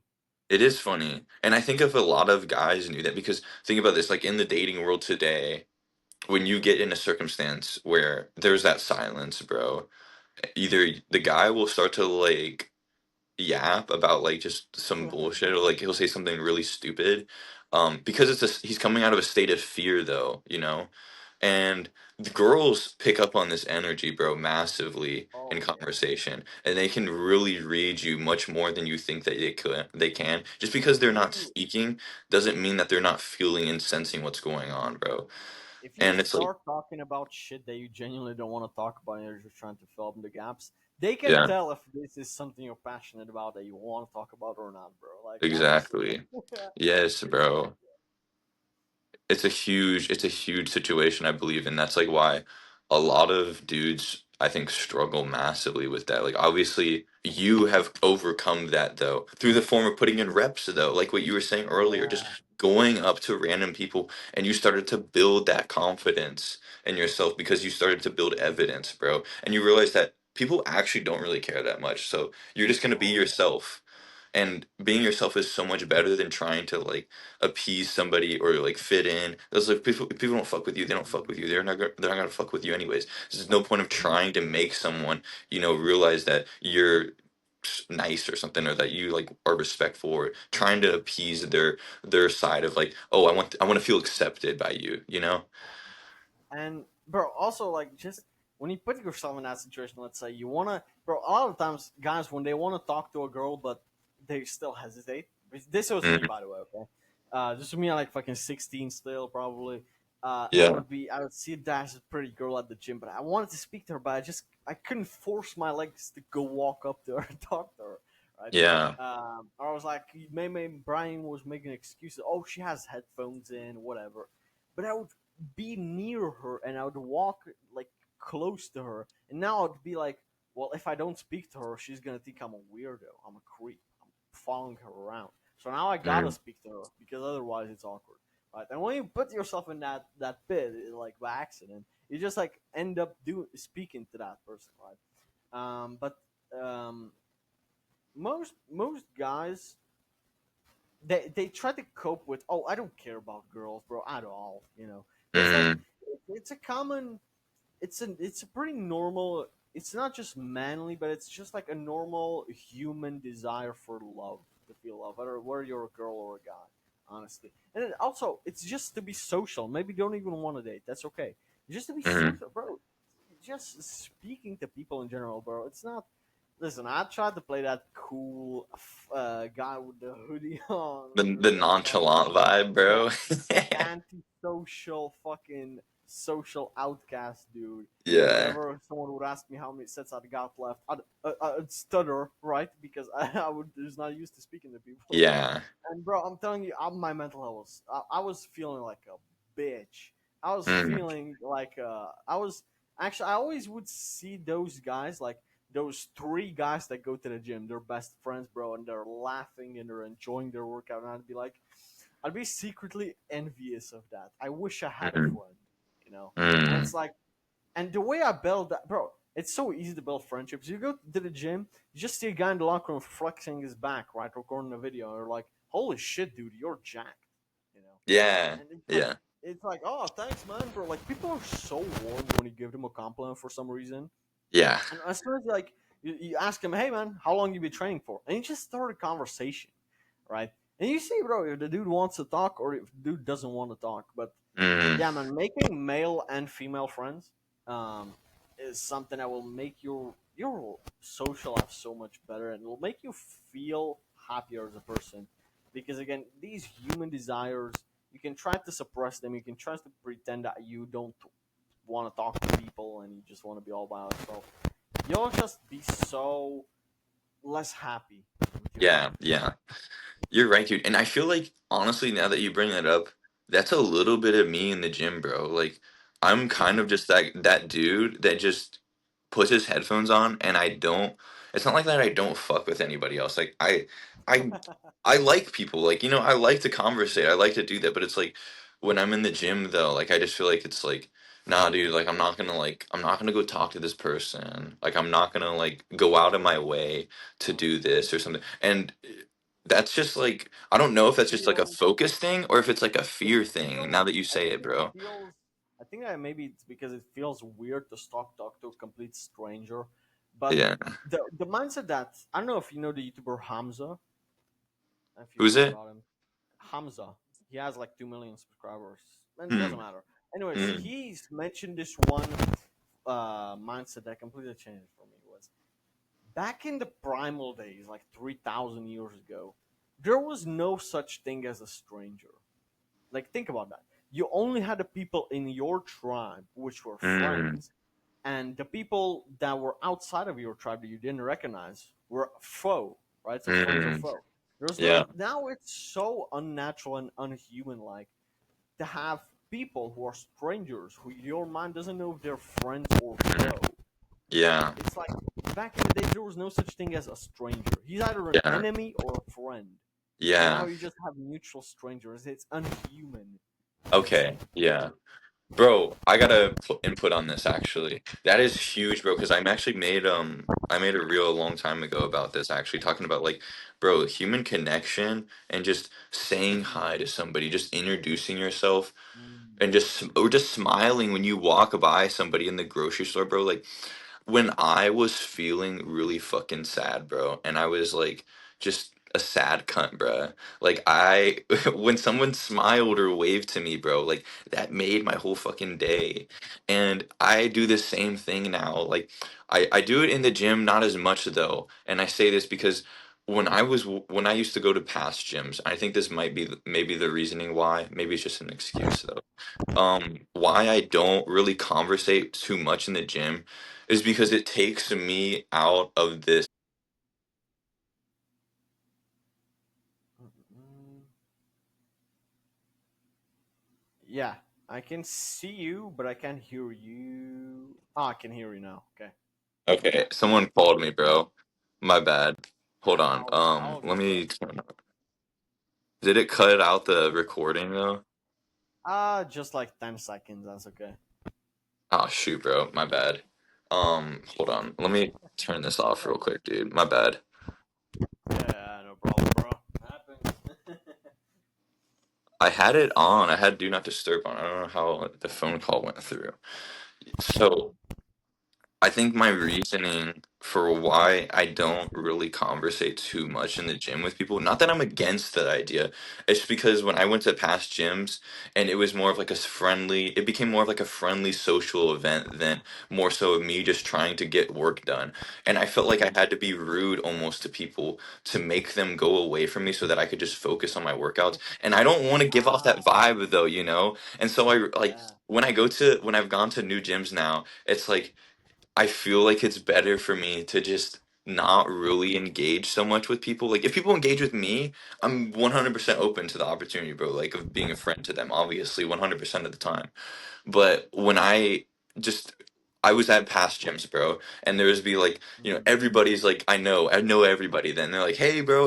It's like, 20-minute Yeah, yeah, conversations, 30-minute conversations. I'm there for 4 fucking hours, bro, and I'm just like, dude, oh, it kind of got to a point where it was like it was giving me anxiety and making me upset because I wasn't doing the things that I needed to do while I was in the gym because I had a oh, mission. yeah. I walked in with a mission and a purpose, and I wasn't fulfilling that because I was allowing the external to get to me. I was allowing people to breach my focus level.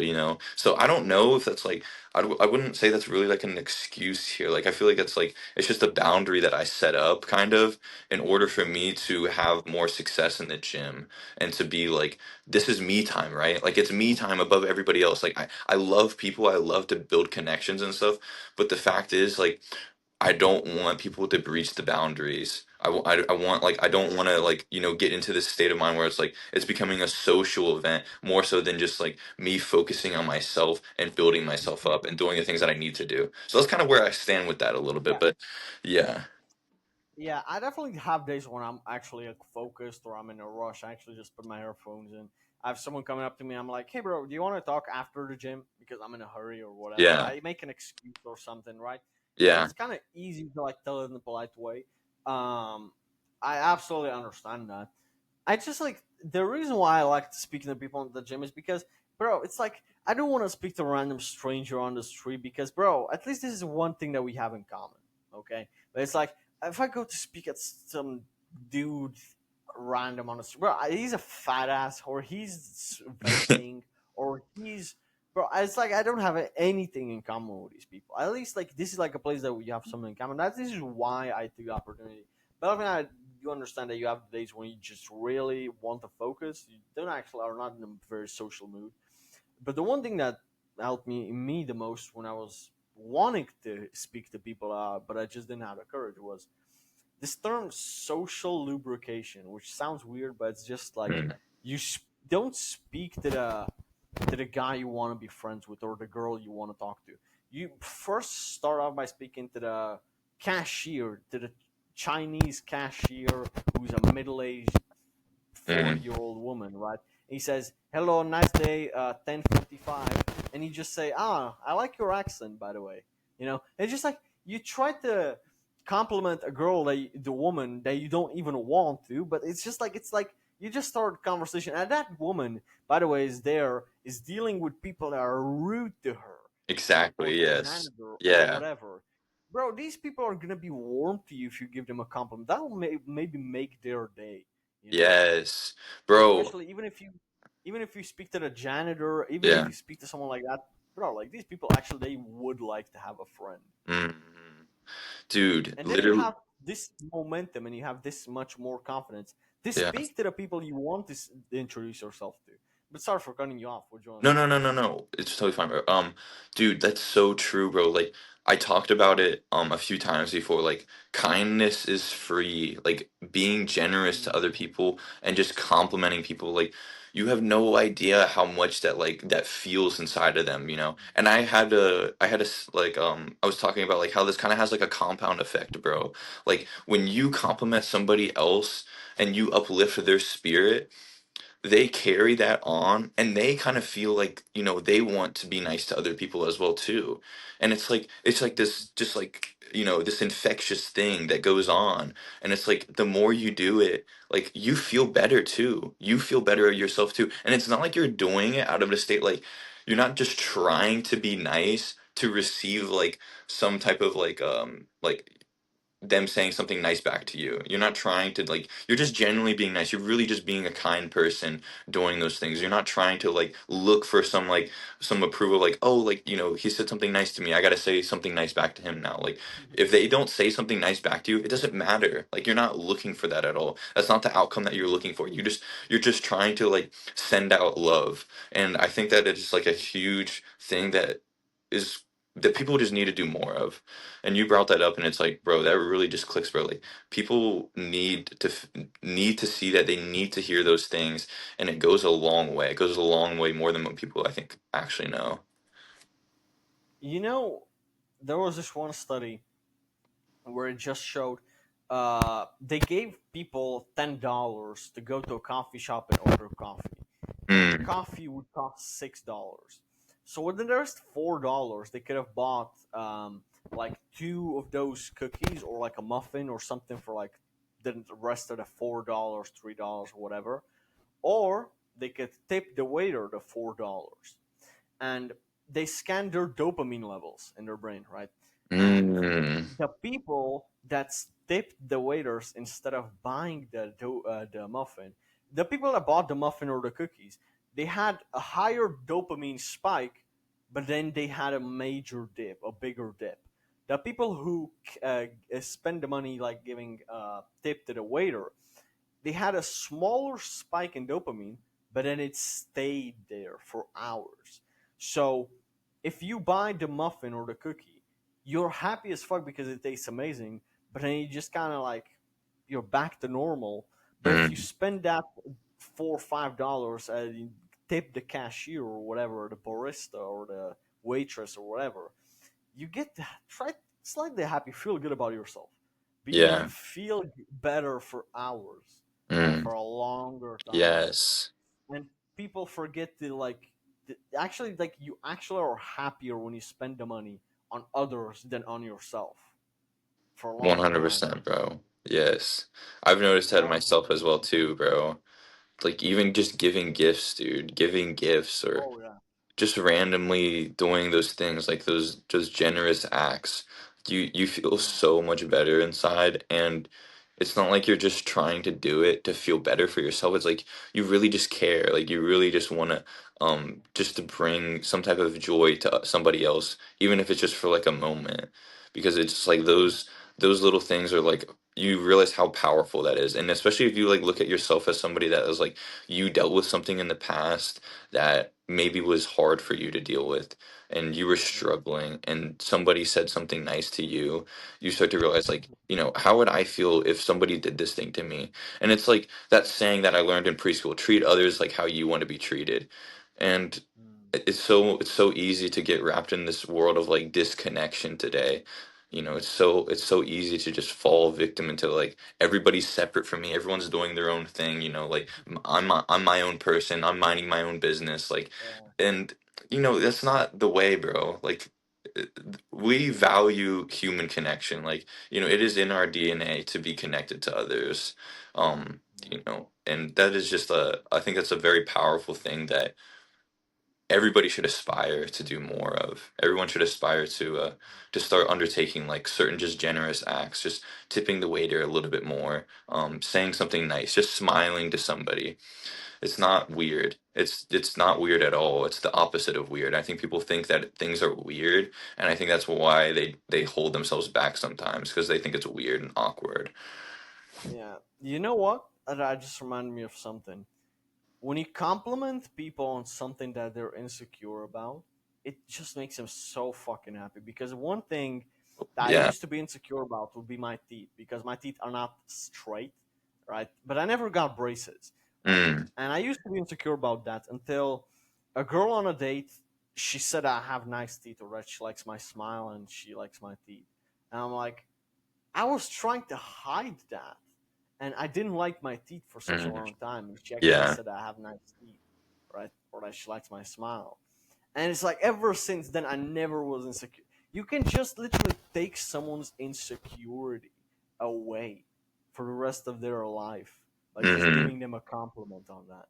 Yes. Now, obviously, if a girl is fucking fat as fuck, don't compliment her on that, okay? It's not the best. Yeah, like the You're gonna Pacific keep seeing waves, bro. You're it. crazy for that one, Frank. Oh man. Dude, that is so funny. Oh, I was still thinking about that. I was thinking, bro. Yeah. Yeah. It's just like when you can just compliment someone on something that they might just be slightly insecure about, Hmm. and you might not even realize it, bro. You might just make them so much more confident.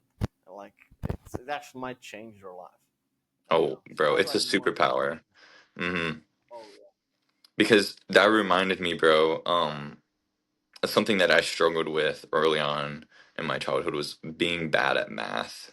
That was like my subject that I was like, because, and it wasn't because of, I realize now it wasn't just totally because I was just not good at it.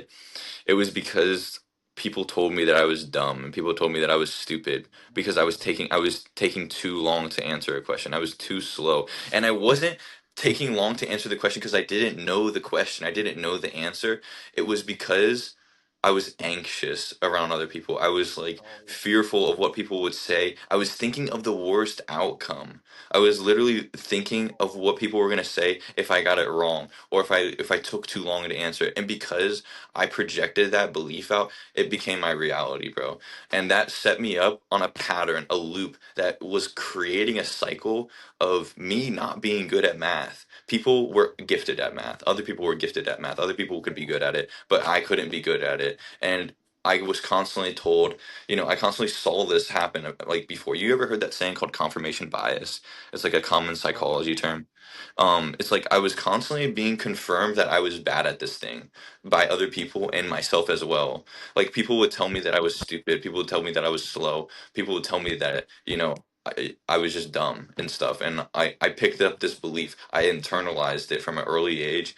And because of that, I never was good at math. And that was a belief, like that was literally like what I just said right there. That's a belief in itself. I was never good at math. I'm literally labeling myself as never being good at math because of this thing that happened early on when I was like 5, 6 years old in preschool, bro, or kindergarten. When I had my first like time where I had to speak up, and it wasn't because I wasn't good at math though. It wasn't ever because of that. I never took the initiative to ever try to get better at math after that point. I just believed that I wasn't good at math and I accepted it internally, bro. And because of that, I didn't have the best grades at math. I wasn't horrible at it, but I would always cheat. I would always try to find a way to get the result. I would, bro. I would always cheat. I would go it became a mission for me to learn how to talk to other people and be kind to them, not just like because I did want to be kind genuinely, but I was also looking to receive help and to like, have somebody kind of like give me the answers because I was like, Yeah. oh bro, like I'm dumb, you're so much smarter than me with this, like bro, can you please just like help me out, dude? And then like people would give me the answers and stuff, and because of that I would never push myself to get better. And I hated math. It was like an internal belief that I hated math, and I had bad math teachers. People would tell me that I was bad, people would make fun of me, and it's like because of that, um I started to actually take that belief into a lot of my other subjects as well, and I didn't push myself, and I just realized that like school wasn't for me. Like I just became like, this person that was later on like, I wasn't known for being good at school, even though I almost breached top 20 in my school without even like trying to study. Like I didn't study at all. I never like really like focused on school. It was always more so about like how can I use the system and like to my advantage? Like how can I overcome this limitation that I am not good at school, or like, I'm dumb, I'm a dumber kid and stuff. And it's like because that's what people told me all the time. But I was like, I wasn't gonna let that affect my grades, because I was told early on as well, before I even got into high school. Someone told me like none of your grades from middle school and like elementary school matter. Like everything matters from this point on going into your high school, because that's going to affect how colleges look at you, how other people look at you. And so even though I wasn't smart, like if you saw the classes that I was in, if you saw my grades in middle school, I was getting like C's, B's, and like I wasn't like like a horrible kid, but I just like I didn't care about school at all. Like it wasn't something I ever cared for at all. But because of someone telling me that, it made a click in my brain that I had to make a change in order for me to pick up a new habit, a new identity of somehow overcoming this limitation that I was not good at school. Somehow overcoming this fact that like, I was a dumber kid and that I couldn't be successful in school. And because of that one thing, I got almost all A's in high school, and I was in some of the top classes in my high school, and I did it, and I did wasn't even like people wouldn't say that I was a smart kid. Like if you talk to But anybody in my high do you school, what? do you think that was also because of the environment change? They were between different people, and you could start all over again. Mm, that was a true Because statement. even That's a though true you statement were right there too. Asian boy. Yes, bro. So here's the thing. I will say this. In freshman year, I wasn't in the best classes, and this is what kind of flipped the script a little bit. I was one of the smarter kids in the classes. I became one of the smarter kids in the classes because I was switched to classes that were, not like they were just the normal classes. It wasn't like they were like I wasn't in like AP classes at this time at all. I wasn't in like honors classes or anything. I was just taking like the normal like everyone else was taking these classes, but I was the smartest kid in the class, and people would tell me that too as well. So then I started to pick up a new belief. I started to recondition my mind into a new belief that I was better at these things. And then because of that, sophomore, junior year, senior year, I started to level up in my classes. And I wasn't like really trying in my classes though. I was just like paying more attention, and I took on a different belief. And that's what it was, bro. It was literally just that belief that I started to recondition myself, that I was like, becoming one of the smarter kids in my classes. But then once I got back up to the honors classes and the AP classes, it was like the same thing. People would like laugh at me. It was like it wasn't like I was upset that though. Like I wouldn't like be upset when people laughed at me. It was just kind of like I would laugh with them. Like I was just kind of known for being like that silly kid that would like make jokes and stuff, and I would get kicked out of class and stuff all the time. But yeah, Yeah, it's a different story bro. though. I was dog shit at math too, and I Mm, got worse as I got older, more likely. But it was just mostly because I just hated it, and I just me like too. didn't Yeah. see the reason in it. For Mm, example, in history class in ninth grade, when we were learning about World War I and II, I cared about that, and I had pretty decent grades. I yeah. mean, I just you can't force a kid to learn what he doesn't give a flying fuck about, right? Yeah. And Hmm. that's like really why I dropped out of high school when I was 16. It's because I needed to find some other way to make a living, because I was like, holy shit, this is like literally making me so fucking miserable. Yeah. We had this. I was at a mechanic school basically, Hmm. so I had 1 week of school and 1 week of basically slavery work, but you work for free. So they basically just like have free employees. It's Mm, like, bro, whenever I would have work days, like 8 hour work shifts and only two 15-minute breaks, right? hmm. And I was like, holy shit, bro, this is like a full on shift, like a 9 to 5, basically. Yeah. But I'm not getting paid a dime for it because it's cool. I'm like, fuck this shit, bro. I'm just gonna leave high school. This case, bro.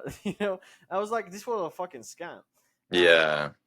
thankfully, I didn't have to get a job because I was able to make a living a different way. But man, it was just making me so fucking miserable. And I look back at that time, and I'm kind of grateful now that I don't have to go to school or to a job.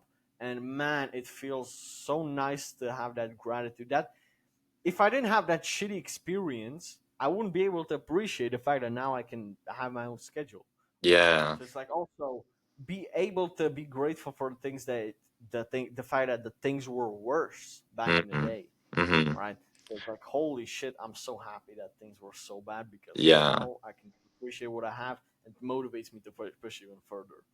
Dude, So like, that's huge, bro. Because I mean, I kind of had the same belief about school too, as well.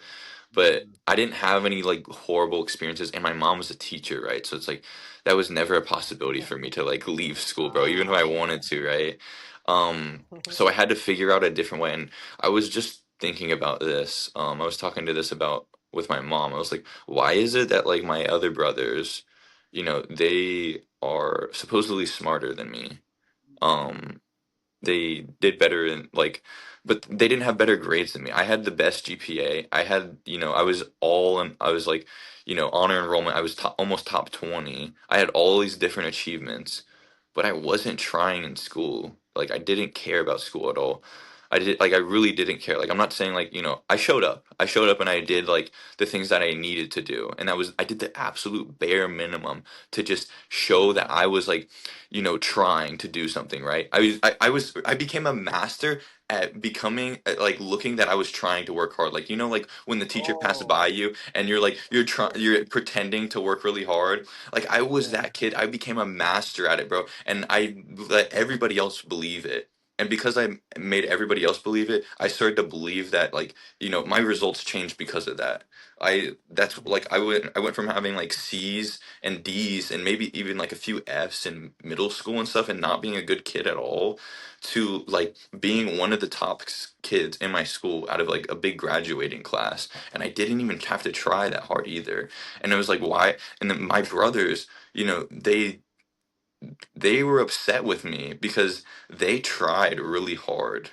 Like they did the work, bro. Like they really like put pen to paper every single day. They were like studying and Oh man, stuff, and I didn't do that at all. I didn't try at that all. must Like be so annoying, bro. yeah, but it was because I understood like how the system kind of worked a bit. Like I started to recognize patterns of what people wanted me to do, and I was like, okay, well, if I have to live out this experience, if I have to do this, then I'm going to be an absolute G at like doing this my way and getting the best result while doing the bare minimum. While putting in the least amount of effort. And it wasn't I wouldn't recommend this at all because I believe that there is something that you can learn massively from school, and it's the fact that you can apply yourself to a situation that you don't want to Oh, do and learn to discipline yourself to do things that are hard and difficult and to train your focus and stuff. So I think that's like a really good skill that you can pick up from school. But besides that, I really didn't learn anything from school. Besides that, in like my anatomy class, I absolutely excelled in my anatomy class, and I ended up getting a scholarship in my anatomy class. And that was the one class, literally out of all of my classes from preschool up until my senior year, which was my last year that I had, which I took this class called anatomy. Um, it was like one of the harder classes in our school, and I got like a 99% in the class, and I did absolutely insane, and it was because I fucking loved it, bro. I literally like oh I yeah. I actually paid attention for once in my life, and it was because my like you were saying, my teacher was passionate, bro. If there was a lack of passion between the teacher, between the teacher and the students can tell that they can sense the disconnection, bro. It literally makes them unmotivated to learn, even if it's a subject that you like. I wasn't like you're a fan of history. I wasn't a big fan of history like some other people were, but because I had a really good teacher, a really nice teacher, and she was super kind, I loved going to that class. I loved history then. And I started to really like history, even though I didn't really care about the subject as a whole. The way she taught, it was the way she taught, and it was the way she like showed up every single day.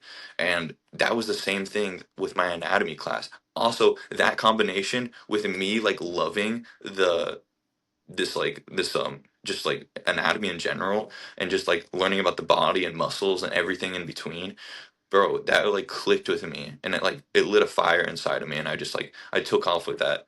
And then because of that, I started to see like huge results with my class, and my mom and like everybody else was like, bro, how the fuck are you so good at this? Like you went from being like this like stupid kid, and all the, because it was like it was an honors, it was like an AP level class, and I was Mm, taking it with all of my other friends that used to call me stupid and like make fun of me for being like the dumber kid, but I was doing it effortlessly because, and I didn't have to mm, study at all. I didn't study at all I did was just pay attention. I just paid attention, mm. and I just loved it, bro. And because of that, I developed new connections in my brain to literally correspond with a new result, and that was just like that unmatched like level of passion that the teacher brought with me just loving the subject just combined Honestly, together. when you're passionate about something, you're just getting better and better at it. Bro, there's Yeah. so much stuff about fucking weird nutrition, weird test maxing stuff that I know that I wouldn't have learned if I didn't give a shit about it. But Mm. since I love it so much, on when I'm on the train to the gym, for example, on the way to the gym, I don't actually listen to music on my way to the gym. I listen to some fucking podcast Yeah. or something, Uh-huh. some educational video about fitness. And when I'm in the gym, I listen to music.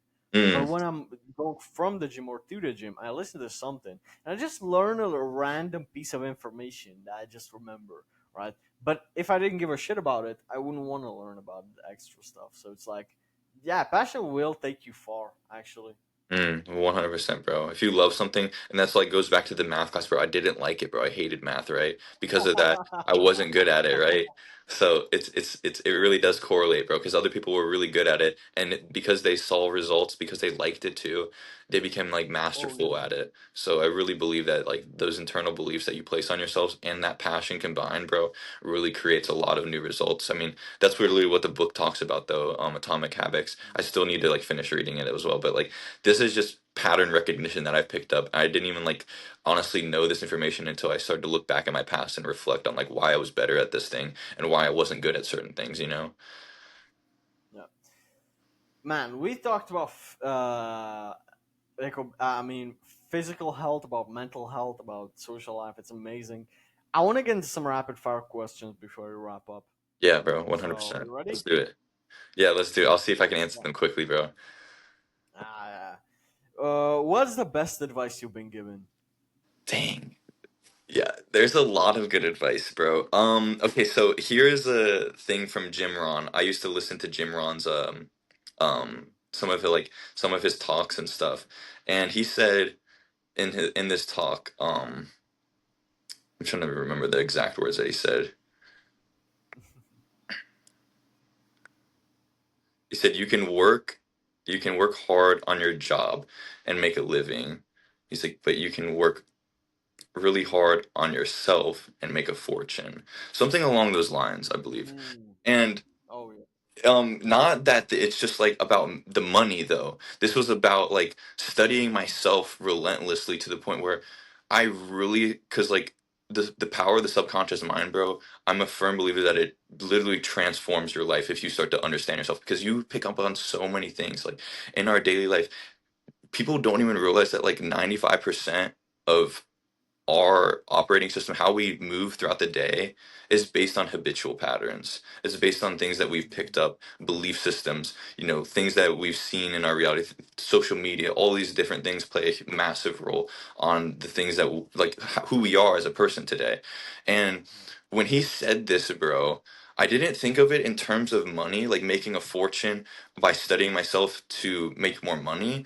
I thought of it as because, like, if I were to study myself, because I know people spend so much time on their jobs, they work really hard at their jobs, they get really good at what they do, but they don't like their lives though. They're not like some of these people, they really hate their lives and they despise the life that they live.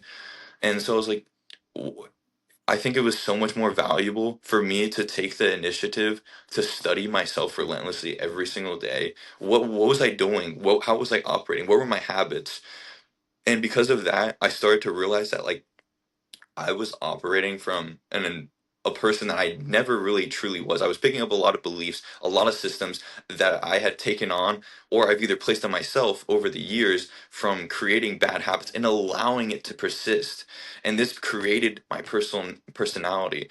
And I think another thing I could add to that, um you know, it was just it was a huge problem in my life because I created every single problem that I had. I created my situations, but I also realized that I could become the solution to those problems, and then I could create a Right. new life for myself. And so that was my advice. But that was taking too long. I know that was probably rapid fire at all. Like, yeah, bro, it was very valuable, man. I feel like a lot of people, um, it's about leverage, really. I think that because your boss will never pay you better than he pays himself, and Yeah. always has some limit. He's trying Hmm. to be as efficient as possible. Like, it's fair. I can understand it, but Yeah. most people don't try to build anything outside of their job. That's why their life stays the same. Yeah. They don't try new things. But most people can't read a page in a book and remember what was in it because they had different thoughts because they were mindless whilst reading it. Yeah. So, like, most people have a lot of work to do, and the problem is they don't even know about it. They don't even Yes. start to work on their mental health. They don't Hmm. even start to work on their mindfulness, on their health, on their hormones, on Literally, bro. all these things, Yeah. and they don't Because even know about it. They're not ignorant about it. And when you try to tell them exactly. you're this Yeah. weird guy, Exactly. and You you're become the this weird weird person. guy, and Yeah. they discredit whatever you say because Yeah. you don't know It's what you're talking it's about. because they're operating from ego, bro. They're literally in belief, so belief. When you talk to somebody and you're trying to just show them something new about themselves, and they aren't open to the idea, if you haven't already uncovered like that belief in them, like to separate themselves, to separate that belief with like a powerful question in between, to kind of open up the room for like separating that boundary, to lower that wall, then they build up their own defense, which is their ego trying to protect them, to say that what they're doing is like to justify what they're doing, pretty much. Mhm. And that's what I did for a long time. I was very ignorant until I started to realize, like, I reflected on myself. Meditation saved me, bro, because I was reflecting on myself, and I realized that I picked up a lot of things that I didn't really believe in. I really didn't want to operate from that system anymore. And because of that, I started to rewire myself and to create a new operating system that served me instead of one that was Bro, like another detrimental. thing is just like sort of journaling. I have Oh, journals all yes, over my room, bro. and also like having like a fucking daily task list. Yes, Like, bro. I know what you're doing in the day. Like, Hmm. these things, like, for me, it would be so weird now to wake up in the morning and not have a plan for the day. Know at what hour what am I supposed to do. Like, just go randomly through my day. And people live their lives like this. And for me, that would be like so unnatural. But it's Mm. like it's what you get used to. That's your baseline. That's your standard. Yes, bro. So like Literally. whenever I tell someone that I wake up at 3, 4 a.m. and I take a cold shower and I meditate for 15 minutes and then I get to work. It's like, why? I could never do that. But the thing is, my 15-year-old self could never do that too. My 16-year-old self probably couldn't do that too Mm. because we fell back into waking up at 10 a.m., taking a nice warm shower, eating some fucking cereal with milk, right? And Yeah. go to school with the AirPods and listening to fucking. I don't even know what the fuck I was listening to back then, bro. And it's just like having living this comfortable life, Yeah. like not putting yourself to deliberate discomfort. Like, bro, this winter it was horrible. I'm telling you, at 5 a.m., as soon as there was a little bit ass crack of sun, like a Mm. little bit of dawn, I would just put that The just face get mask on, headphones yeah. with Yeah. uh, not the face mask, or I don't know, but I think with the light on it, right? Because it was still dark outside. Oh, And okay, I'd go okay. on a run outside. I'd go outside on a run Okay, the in like headlamp, yeah. fucking I don't know, in Fahrenheit would be probably like 30, 40 degrees Fahrenheit and like 0 Celsius, in like really Yeah. freezing cold in the snow. And I'd go run early in the morning. Yeah. And it's like, but the thing is, I was enjoying that because I was Mm. also reading the book "Can't Hurt Me" from David Goggins and Dude, his book I "Love read that. Is Yes, Blind," bro. Such a fucking and good book. also his second book "Never Finished." That's also a great book for I never haven't read that one finished. yet. Never Finished is like the continuous to Can't Hurt Me. It's so great, bro. Read Damn, it. okay, It's I so gotta read that one then. I gotta put. And it's just like he talks about enjoy the suck, enjoy when it sucks, Mm-hmm. enjoy it, find a way in. Most people would complain. It's the natural instinct. Even me, I would complain. Oh, this hurts. Oh, this cold water is so fucking unpleasant. Oh, I'm Mm-hmm. shivering here for 60 seconds. Mm-hmm. Oh my god, it's so cold outside. My fingers are freezing, but I gotta keep running. I hate it. Mm-hmm. But I realize, but the fact that it's so bad now means when I'm gonna get back home and it's gonna be nice and warm in my room, it's gonna feel so much better. So the Mm-hmm. vibrance, right? And it's just like you try to think about the good when you're in that pain, physical Mm-hmm. pain, Yeah. right? Now, this is a long period in your life, right? Like financial situations, like breakups, etc. You're not thinking about that shit, bro. At least, like, whenever I had my first breakup, bro, it was like, bro, I wasn't thinking about this stuff, you know.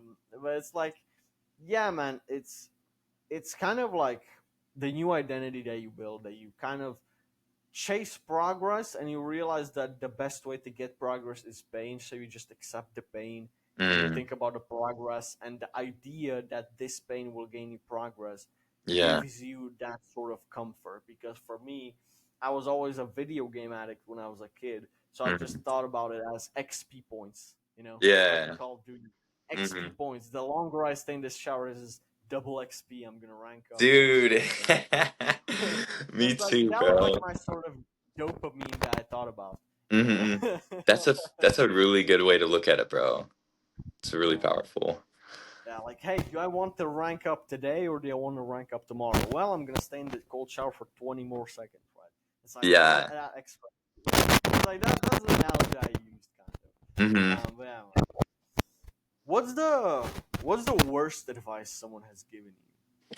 Like some really I bad think advice. any advice that comes from people that don't align with what I want to do or haven't been where I want to be, any advice at all from those people is always bad advice. I feel like most okay, that's not actually true. Not to say like you can't learn something, but I learned that I didn't want to behave this way. I learned that I didn't want to be this person because of watching other people's behaviors, because of picking up on bad patterns from other people, and it was a reconditioning process that I had to go through in order to overcome that. But I feel like any advice, I can't think of exactly just like one thing. Maybe like that you have to go to school and you have to get a job to be successful. I would say that's probably like if I had to narrow it down to like just one sentence, bro, probably that. Um, yeah. Yeah. How often do you train a week nowadays? Right now it's probably like so it's like it kind of depends on if you include like my recovery days, because my active recovery days are like in a sense kind of training, but it's in a different way that like stretching techniques, Wow. training like stabilizer muscle. Yeah, so okay, so mainly just 4 to 5 times a week then I would say is where I'm at right now. 4 to 5 times a week, probably more so around the 4 mark. Um And yeah. I used to train 7 days a week, and technically it works because you could find some muscle that isn't sore that day that you can train. But the one Yeah. thing that I wasn't realizing is that the sheer amount of cortisol that's in your body 7 days a week, and you don't ever give time to your body to get rid of the cortisol, so your testosterone is always limited, Mm, and cortisol crashes your test, so you always have lower testosterone.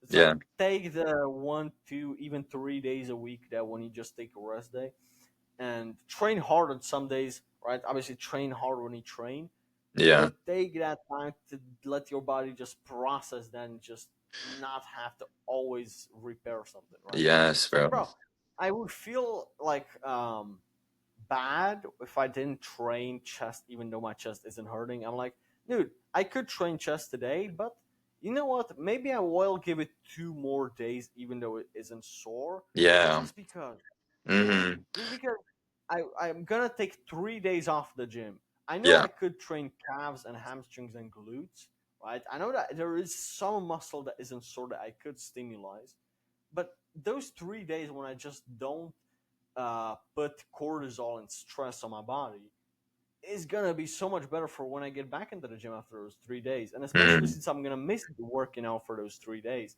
I'm gonna train so much harder. Because yeah, it's like it's not pro. Also, you have to. For me, it takes more discipline to not go to the gym than to go to the gym.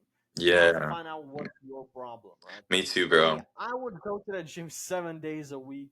I Yeah. would train twice a day, honestly. Once in the morning, once in the afternoon. I Damn. used to do that one time because I Yeah. was really just not busy.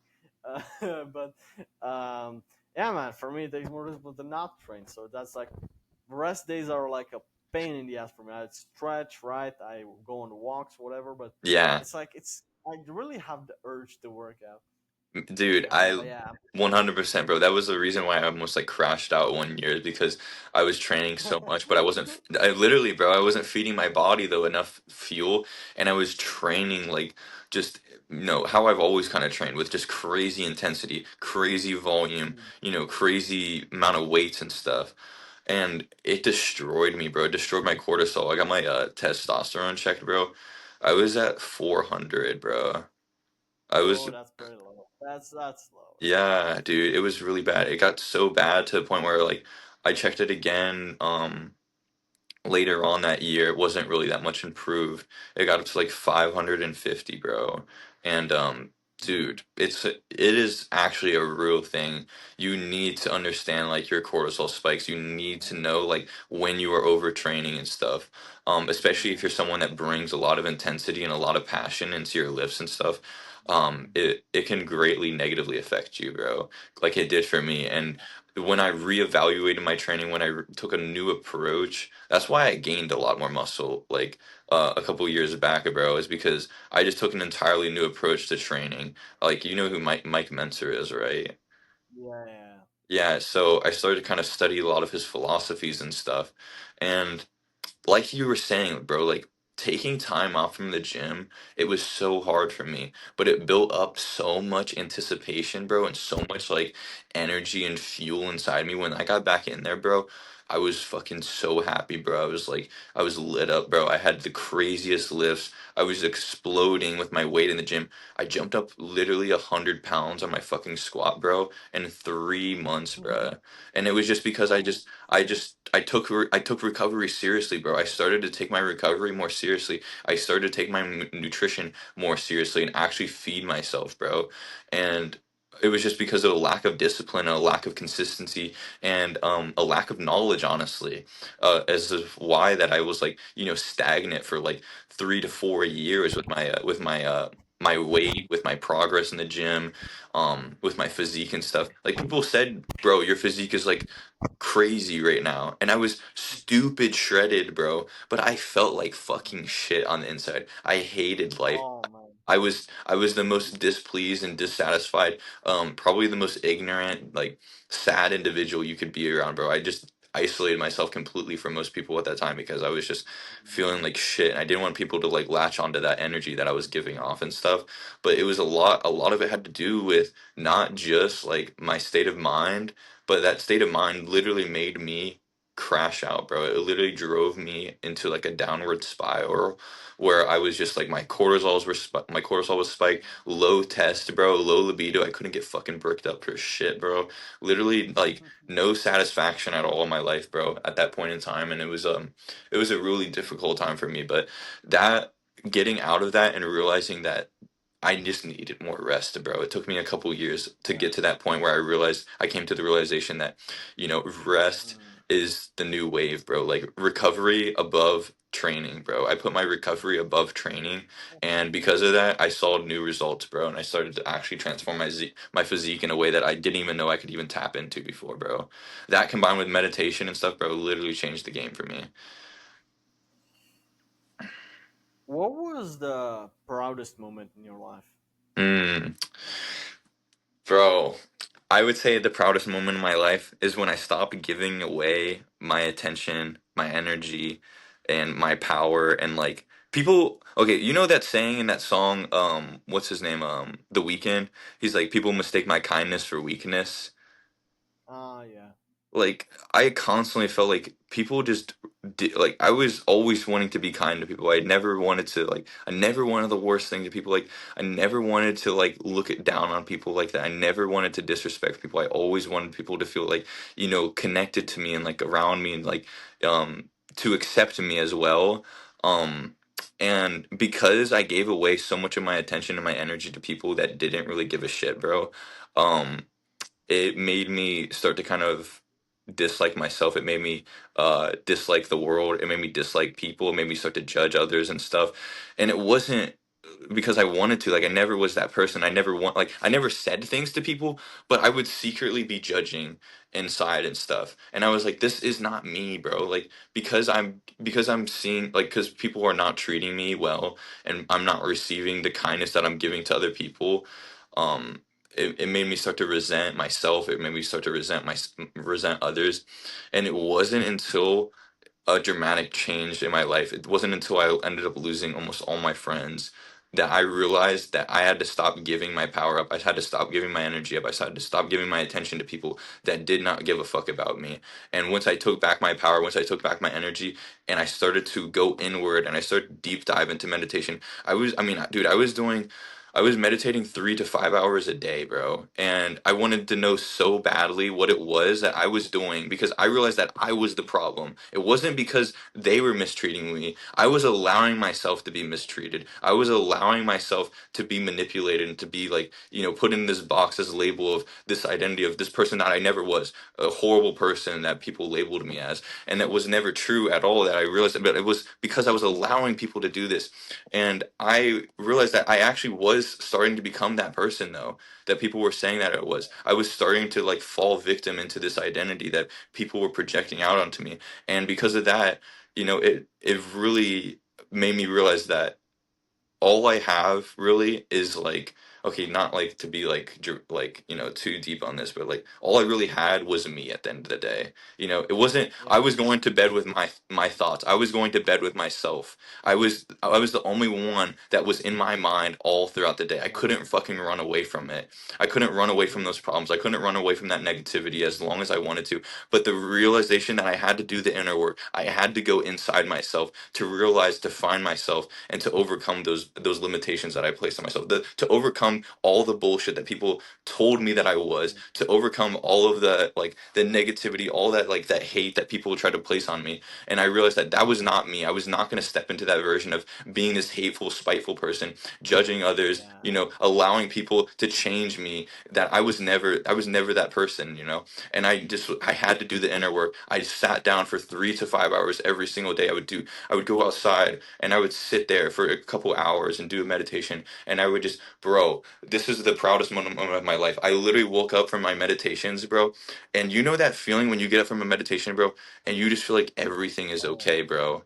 Like everything is just like, that's dude, it's the most three amazing to feeling, five bro. hours. That's some real good Yeah, like attention span, and that's yeah. really respectable. It was, Like I don't think that people realize how difficult it is to focus for 20 minutes, yeah, 30 minutes. yeah. Like And that's like actually like an accomplishment. Like holy shit. yeah, dude, I was really like doing a lot of the work inside, and I was skipping classes at the time. I knew I should. I realized that like, dude, but I had the best grades of my entire college career Yeah. because I created an entirely new person for myself. I chose See, a new path, bro. you see, liking you when you like yourself, that's freedom. Yes, bro, That's freedom. bro. When you like yourself and you don't have bullying thoughts, your Hmm. mind is on your own side. Yeah, It's like, but also, man, after the stream, I'm gonna send you one guy. It's Dwayne. Dwayne White. Dwayne from nah, nah, Oh, nah. But okay. it's just Dwayne from Dry Creek Wrangler School. It doesn't Okay. matter. It's a guy. It's an old guy with like a million million subscribers on YouTube. But Yeah. he gives a lot of advice about because he had a bad temper. He really hated himself. He was bad to other people in the past. He was a fucking sheriff. He was a police officer. He was a preacher. Did so many different things, right? And so he explained that when you get to a point where I like me, when you get to that point as a man, everybody else starts to like you too. But it's also put in the way of having grace with yourself. Like, let's say a friend does you wrong, and he genuinely asks you for forgiveness. He said like something that may have not been his fault, or he said that what I did was genuinely shameful. I feel ashamed of it. Would you please forgive me? And you feel like forgiving him, you know? Well, why don't you do that for yourself whenever Mm. you fuck up? Guys, I'm gonna use that as example. No fap, right? Whenever guys have a porn addiction or something, and I will be vulnerable, bro. I struggle with that from like ages of fucking 13 to like fucking 16, even 17, to be honest. And it's it didn't change. Um, it didn't change gradually for me. It was overnight. It was one moment when I was just like, man, I was so incredible. It was one painful moment where I could not forgive myself for it anymore because I promised myself so many times that I'd stop, and this is so shameful. Yeah. And I was spiking up my prolactin, and I'm decreasing my test, Mm. and bro, it's like it felt so bad, Mm. and it's been more than a year, and it's like it doesn't even. It's like like the food. The cravings are not there. The urges. It's like it's just not so far from my identity anymore. Mm.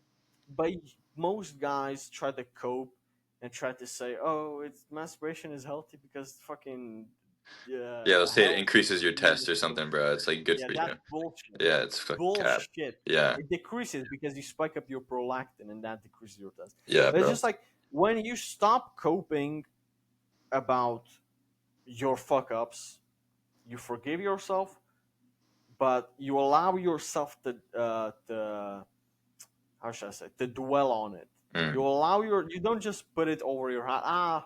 I told myself I'm not gonna smoke cigarettes anymore, but I did. This was the last one. Yeah. No, what you do is you sit down and you dwell on it, Yeah. and you allow yourself to feel the shame to yourself, Yeah. and it's like it's that moment where you stop avoiding the pain, stop avoiding the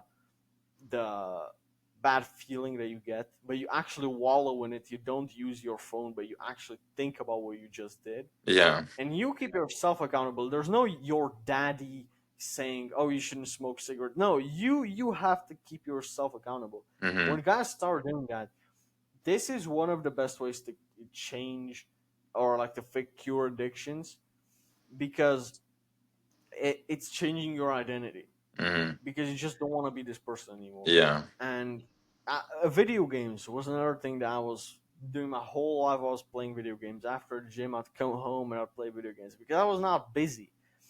That honestly, that didn't change because of identity work. I'm gonna be fully honest about that. I was just because I got busy with other stuff, um, and it's just like I didn't earn that Mm-hmm. conquering that addiction. But there are the way you change who you are is just by allowing yourself to feel the negative emotion. And if people just stop making themselves feel good, saying if oh it doesn't matter, but also being able to forgive yourself for something that's not repetitive Yeah. is also important for you to like yourself. So it's a very weird nuance. You don't forgive yourself for everything, but you don't blame yourself for, or you blame yourself, but you forgive yourself for some things. Yeah.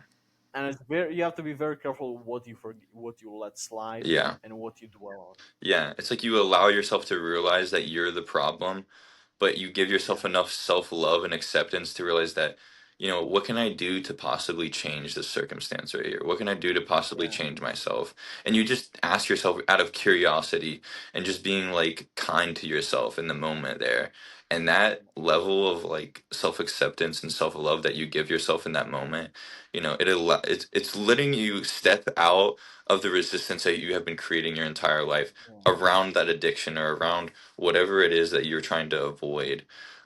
Because that I resistance, what, sorry, what we I said? would like to say something that's pretty important that I always I'm so pissed at myself for not doing this in the past, bro. It's like it's when you look at the good and bad habits Mm, on a weekly basis, you sometimes have shitty weeks when you smoked 4 days out of the 7 because you just didn't handle yourself, yeah. or you didn't train this week, whatever. And you compare to the last week, and now you're in a bad frequency, and the next week on a Monday you start off on a bad foot again, Mm, and it's just like sort of motivating. Zoom out and look at the calendar on the year. Look at the yearly calendar. Okay, last year I meditated for 10 days out of the year. This year I meditated 90 days out of the year. mm, Holy shit, that's a 9x. yeah. Even though you may say, oh, I missed 4 days this week, it's still a 9x. Hmm. Stop. I guys have this fake big dick energy that, oh, I'm gonna meditate 340 days out of 365. Yeah. All of a sudden, last year you meditated like zero. So Yeah. calm the fuck down, Exactly, okay? bro. So look at it, and even with addictions, bro. I'm thinking right now, if somebody does a bad habit, whatever it may be, every day or twice a day or 3 times a day, that was me. When you literally look at a monthly calendar and you literally put a line on each day that you did it, and you Hmm. saw that last month it was like 25 times, this Yeah. month it's 12 times. That's a big improvement. And give yourself some grace and some patience, because you didn't build that addiction overnight.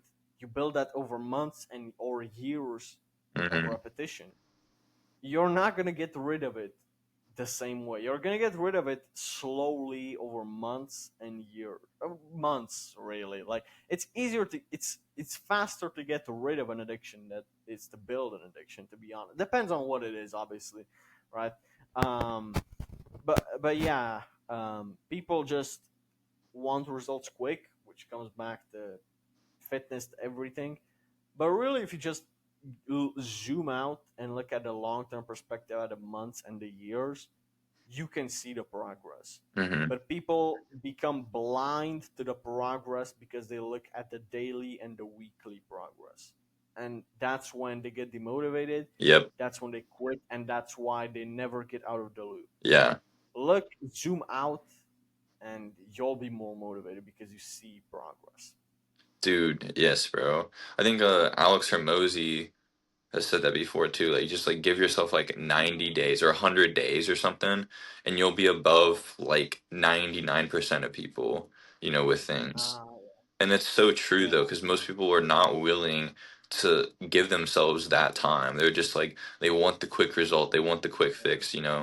And that's not really how it works though. You've been building bad habits for years. It's not going to take you 5 days to fucking fix them, bro. And yeah. I struggled with that as well too, bro. With just like, bro, from 11 years old to where I had my first stroke, bruh, to literally like just up until I think it was 2 years ago is when I decided that I was gonna not be that Mm, person anymore, bro. And I decided that, I'm not gonna let this vice control me anymore. Because the reality was is like I always let sex control me. I always let, this bad habit control me, bro. mm, And it took away a lot of my power, it took away a lot of my energy, a lot of my time. And it made me kind of resent myself for this thing, for like falling back into those old patterns.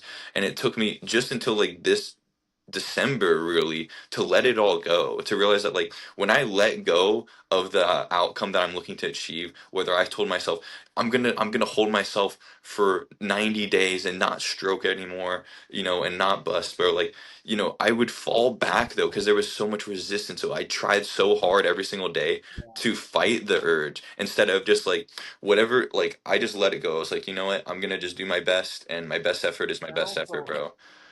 also because it's on your mind. You Yeah. keep, oh, I'm a 90-day no fap streak. Hope I get to 91. And Exactly, during bro. the days, you think about it. Yeah. Damn, Like, bro. bro, I don't know how much time it was. It Yeah. was it was more than a year and a half ago. I don't really care how long it was. I just don't think about it. Damn. You So have to get to a point where that thought doesn't even come to mind. literally, bro, it's that. It's that's so true. So you went over a year, bro. You've gone over a year now without a bust, Yeah, bro. I mean, normal sex, right, with my Oh, okay, girlfriend. okay. Like, yeah, um, but yeah, man, yeah. Damn, bro. Now That I'm is not gonna. insane, bro. And you're 18? Yeah, Damn, bro.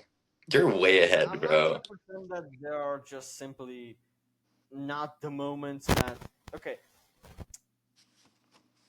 in the book Atomic Habits, he says that you usually tie two habits together or a feeling with Mm, a habit. mm-hmm. Tie them together. Yeah, So most guys tie feeling horny with doing that, and it's like when you start doing different things when you're horny. Like, yeah. okay, I'm not gonna lie, bro. When I'm horny, I just need no. I need to physically move myself out of the house Mm, because this is where I get those thoughts. exactly. Yeah, yeah, yeah. If you just go and do your work out in the garden or you go in public, right? Yeah. Like, hopefully there are not weirdos who are gonna do that shit in public, but but but like, bro, move yourself to a place where you cannot do it. In the living room next to your parents, bro, you cannot do it there. So move yourself Mm, somewhere.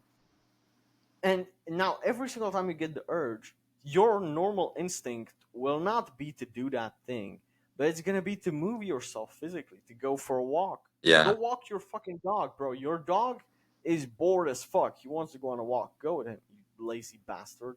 Like, bro, my dog, I used to go on a walk with my dog once every 2 or 3 days. I just feel so bad now, bro. It's like I take my dogs twice a day, sometimes right around the park or whatever, right? yeah. And bro, like, even I feel better. My dog is happier, I'm sure, but I feel fucking happier for some reason. I Mm, don't know why. It's yeah, probably because of that analogy with spending money on others than on yourself. It's probably like, hey, I'm just gonna take my dog on a walk and I'm gonna make my dog happy, which I make myself happy by, by spending default. money. Yeah, literally. Yep. Yeah. And obviously it's not going to happen overnight, but over weeks and months of doing this, every time you get the urge, every time you get a boner, guys, every single time you detach the automatic impulse that, oh, I feel horny means the habit is to do this. Yep. You detach these two things from each other, Yep. right? So this is why most guys, like, even my past self, simply was, it felt like it was a loop that I couldn't break. It Yeah. was genuinely, it felt like I had no willpower left. Mm, And I can't explain like how daunting it is on a man knowing that your hands are controlled by your brain, but you don't have enough willpower to control your brain exactly, anymore. bro. That's like what I was And saying. Yeah. you just don't know how to get out of that loop. Yeah. Mhm. Dude, that's like kind of what I was saying earlier. Like, we don't realize how much of our habitual patterns throughout the day we're operating from like a state of unconsciousness, bro. Oh And yes. And so, like, when that's what I was saying, like, bro, when you try to break a habit, because you hold yourself to this standard consciously, but the fact is, the body isn't familiar with that. That's not familiar to the body.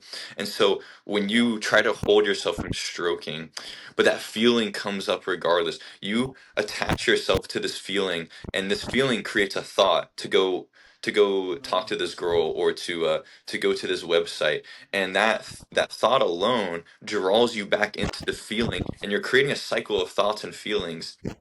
And sometimes what happens is, like, you hold onto this for so long to the point where you're just building a pattern recognition in your brain. All it knows is like what you're familiar with, what you've done before, and Yeah.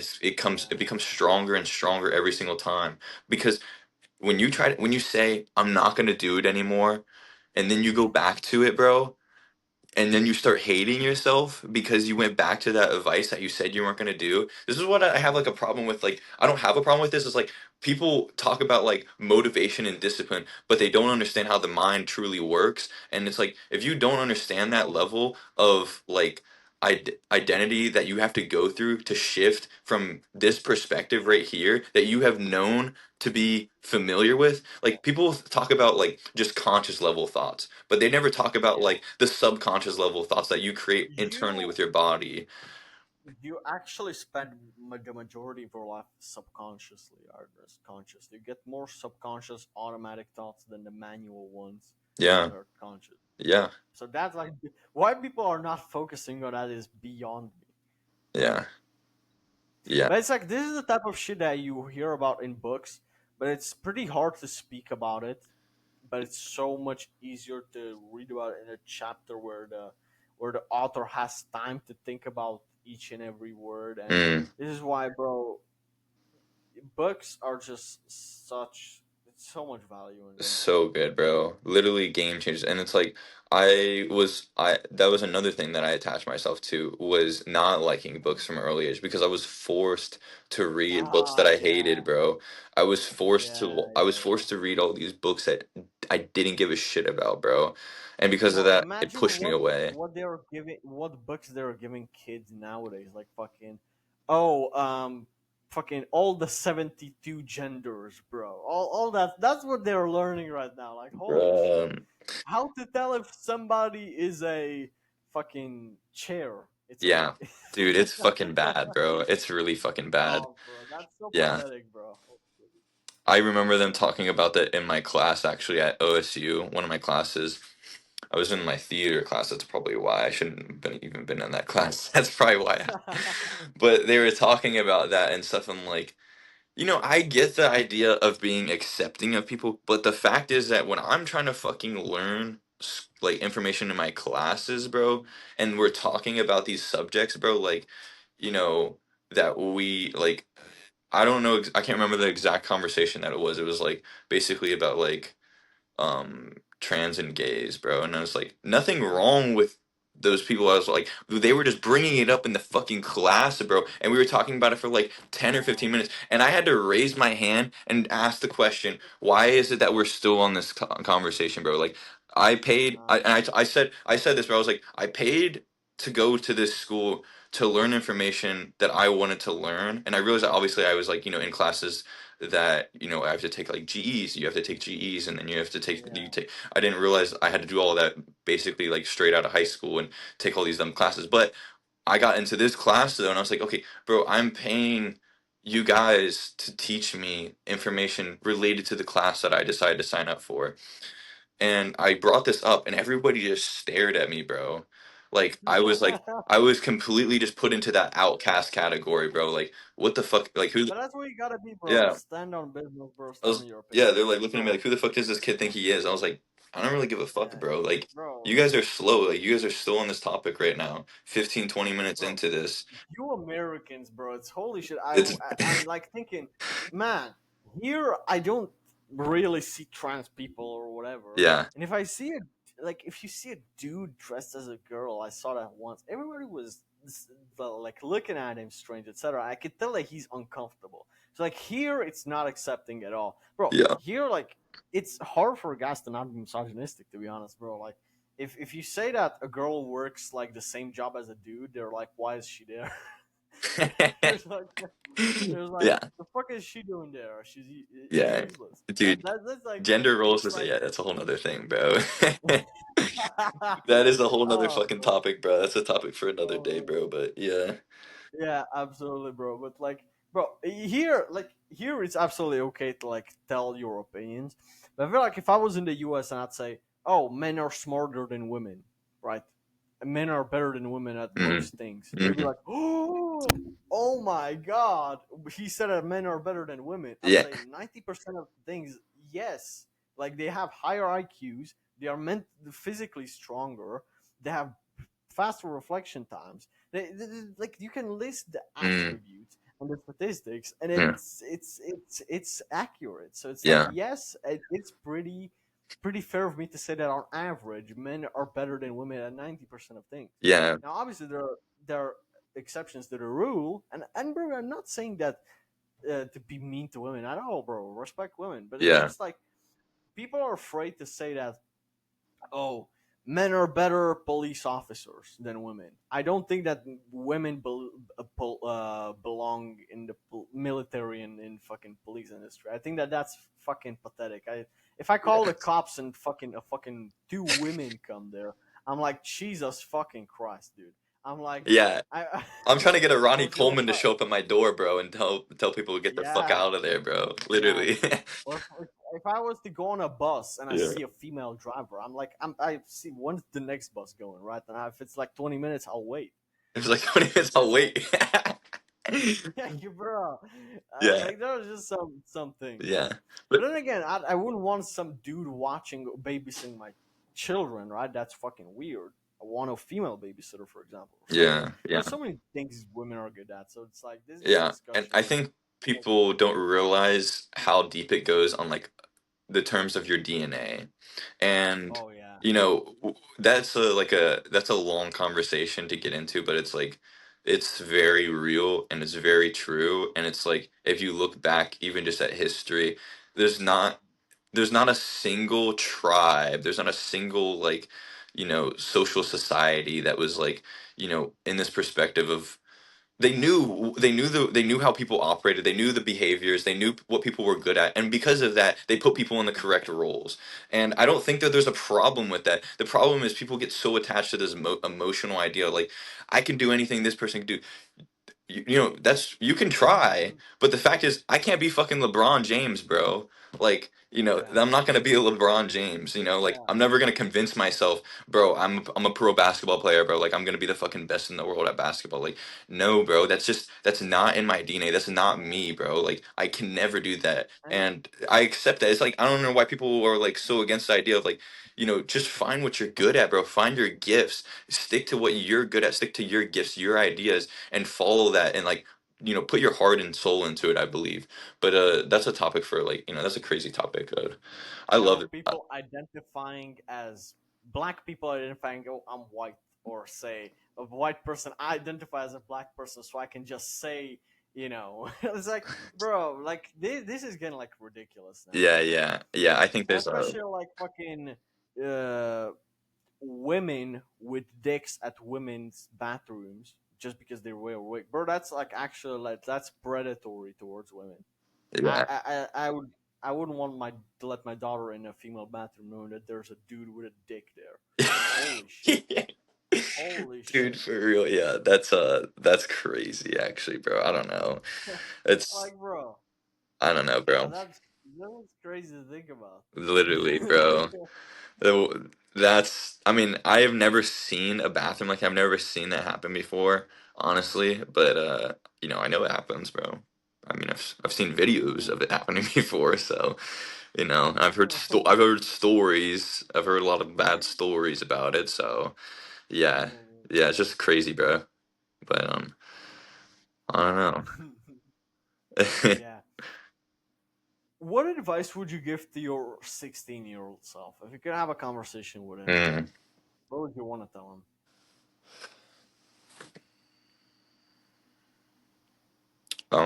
One, to not care what other people think, and Mm, to follow what you love and what you enjoy, because I was so caught up in this idea of like I had to be this person for other people. Like I had to go to school, I had to get a job, I had to like do the mandatory things that our society deemed as like responsible, as like the safe route. um I was told a lot of things, a lot of beliefs that I had to do to uncover the truth of like, does this really fit who I want to be? Does this really align with me actually? um yeah, and to follow that and to trust in God pretty much, and to trust that this mm, this this like vision, this thought, like these thoughts, this identity that I had from an early age, to want to like help and serve, um to stick with that and to not let people like dictate what I wanted to do. And then I would also say, bro, like, we there's like in meditation we talk about this like super ego and this more of like an empathic state of mind, Mhm. and I really believe that none of those are correct. I think that there's like this middle ground, this like, this middle in between ground where it's like, everything meets together, where it's like you are nothingness, pretty much, bro. I don't really know how else to put it, but it's like you're accepting that you are nothingness, and like out of that state of nothingness you create something beautiful. You create the true version of yourself. You find your true self, and I think that I would have probably gotten a lot farther, a lot quicker, had I have come to terms to realize when I was acting out of like a super egoic state, or when I was acting out of like this more of like a empathic, like kind of like smaller minded type of state of mind. So yeah, that's pretty much all I got to say about that. You should. Colby, this has been amazing, bro. These 3 hours felt like nothing, to be honest. Felt like fucking 30 minutes. Yes, It's been bro. an amazing Three podcast. hours? You're kidding, bro. Almost 3 hours. Like, Damn, yeah, we're almost there, basically. that's This crazy. was an amazing podcast. I really enjoyed this one, man. Me too, bro. Dude, thank you What's so next much for for you? inviting me, bro. Absolutely. What's next for you? Um, just to get better, bro. I mean, to step into this like identity every single day. What would my future self do? Like, what would greatness Oh, look like today? What would the greatest version of myself do moment by moment? To really dive into that and to start uncovering the truth of every moment and to discover those blessings. Because when you are predicting the outcome, you're leaving yourself out of possibility. You're leaving yourself out of mystical experiences that are in your potential, that do exist. And it's not weird, it's not like it's some woo woo thing. It's like it's the truth. There's blessings within every single moment. There's blessings to always uncover every single day. And if you have the willingness to prepare yourself in a way that is like letting go, to allow things to unfold and to pay attention, I think you can really step into a new destiny for yourself. And that's the truth that I seek, and that's what I you know intend on doing moving forward and stuff, is stepping into that version every single day. absolutely, bro. This is amazing. Where can people find you? So my Instagram is Swolby1, and I think my YouTube is the same thing. I think pretty sure it's Swolby1 as well. So yeah, both of those are my two channels right now. Gonna try to get on TikTok here soon though. But yeah, that's where people could reach me. Absolutely. Yo, let's do one quick double I bicep bet, bro. exercise. I bet. Oh shit, dude, your bicep is like my fucking head, dude. Holy shit, guys! Thanks a Dude, lot for watching all the thank you end, so much, bro. bro. You're an This absolute was G, fun. bro. Yeah, thanks for watching all the end, guys, and catch y'all on the next one. Holy shit, dude, this is big.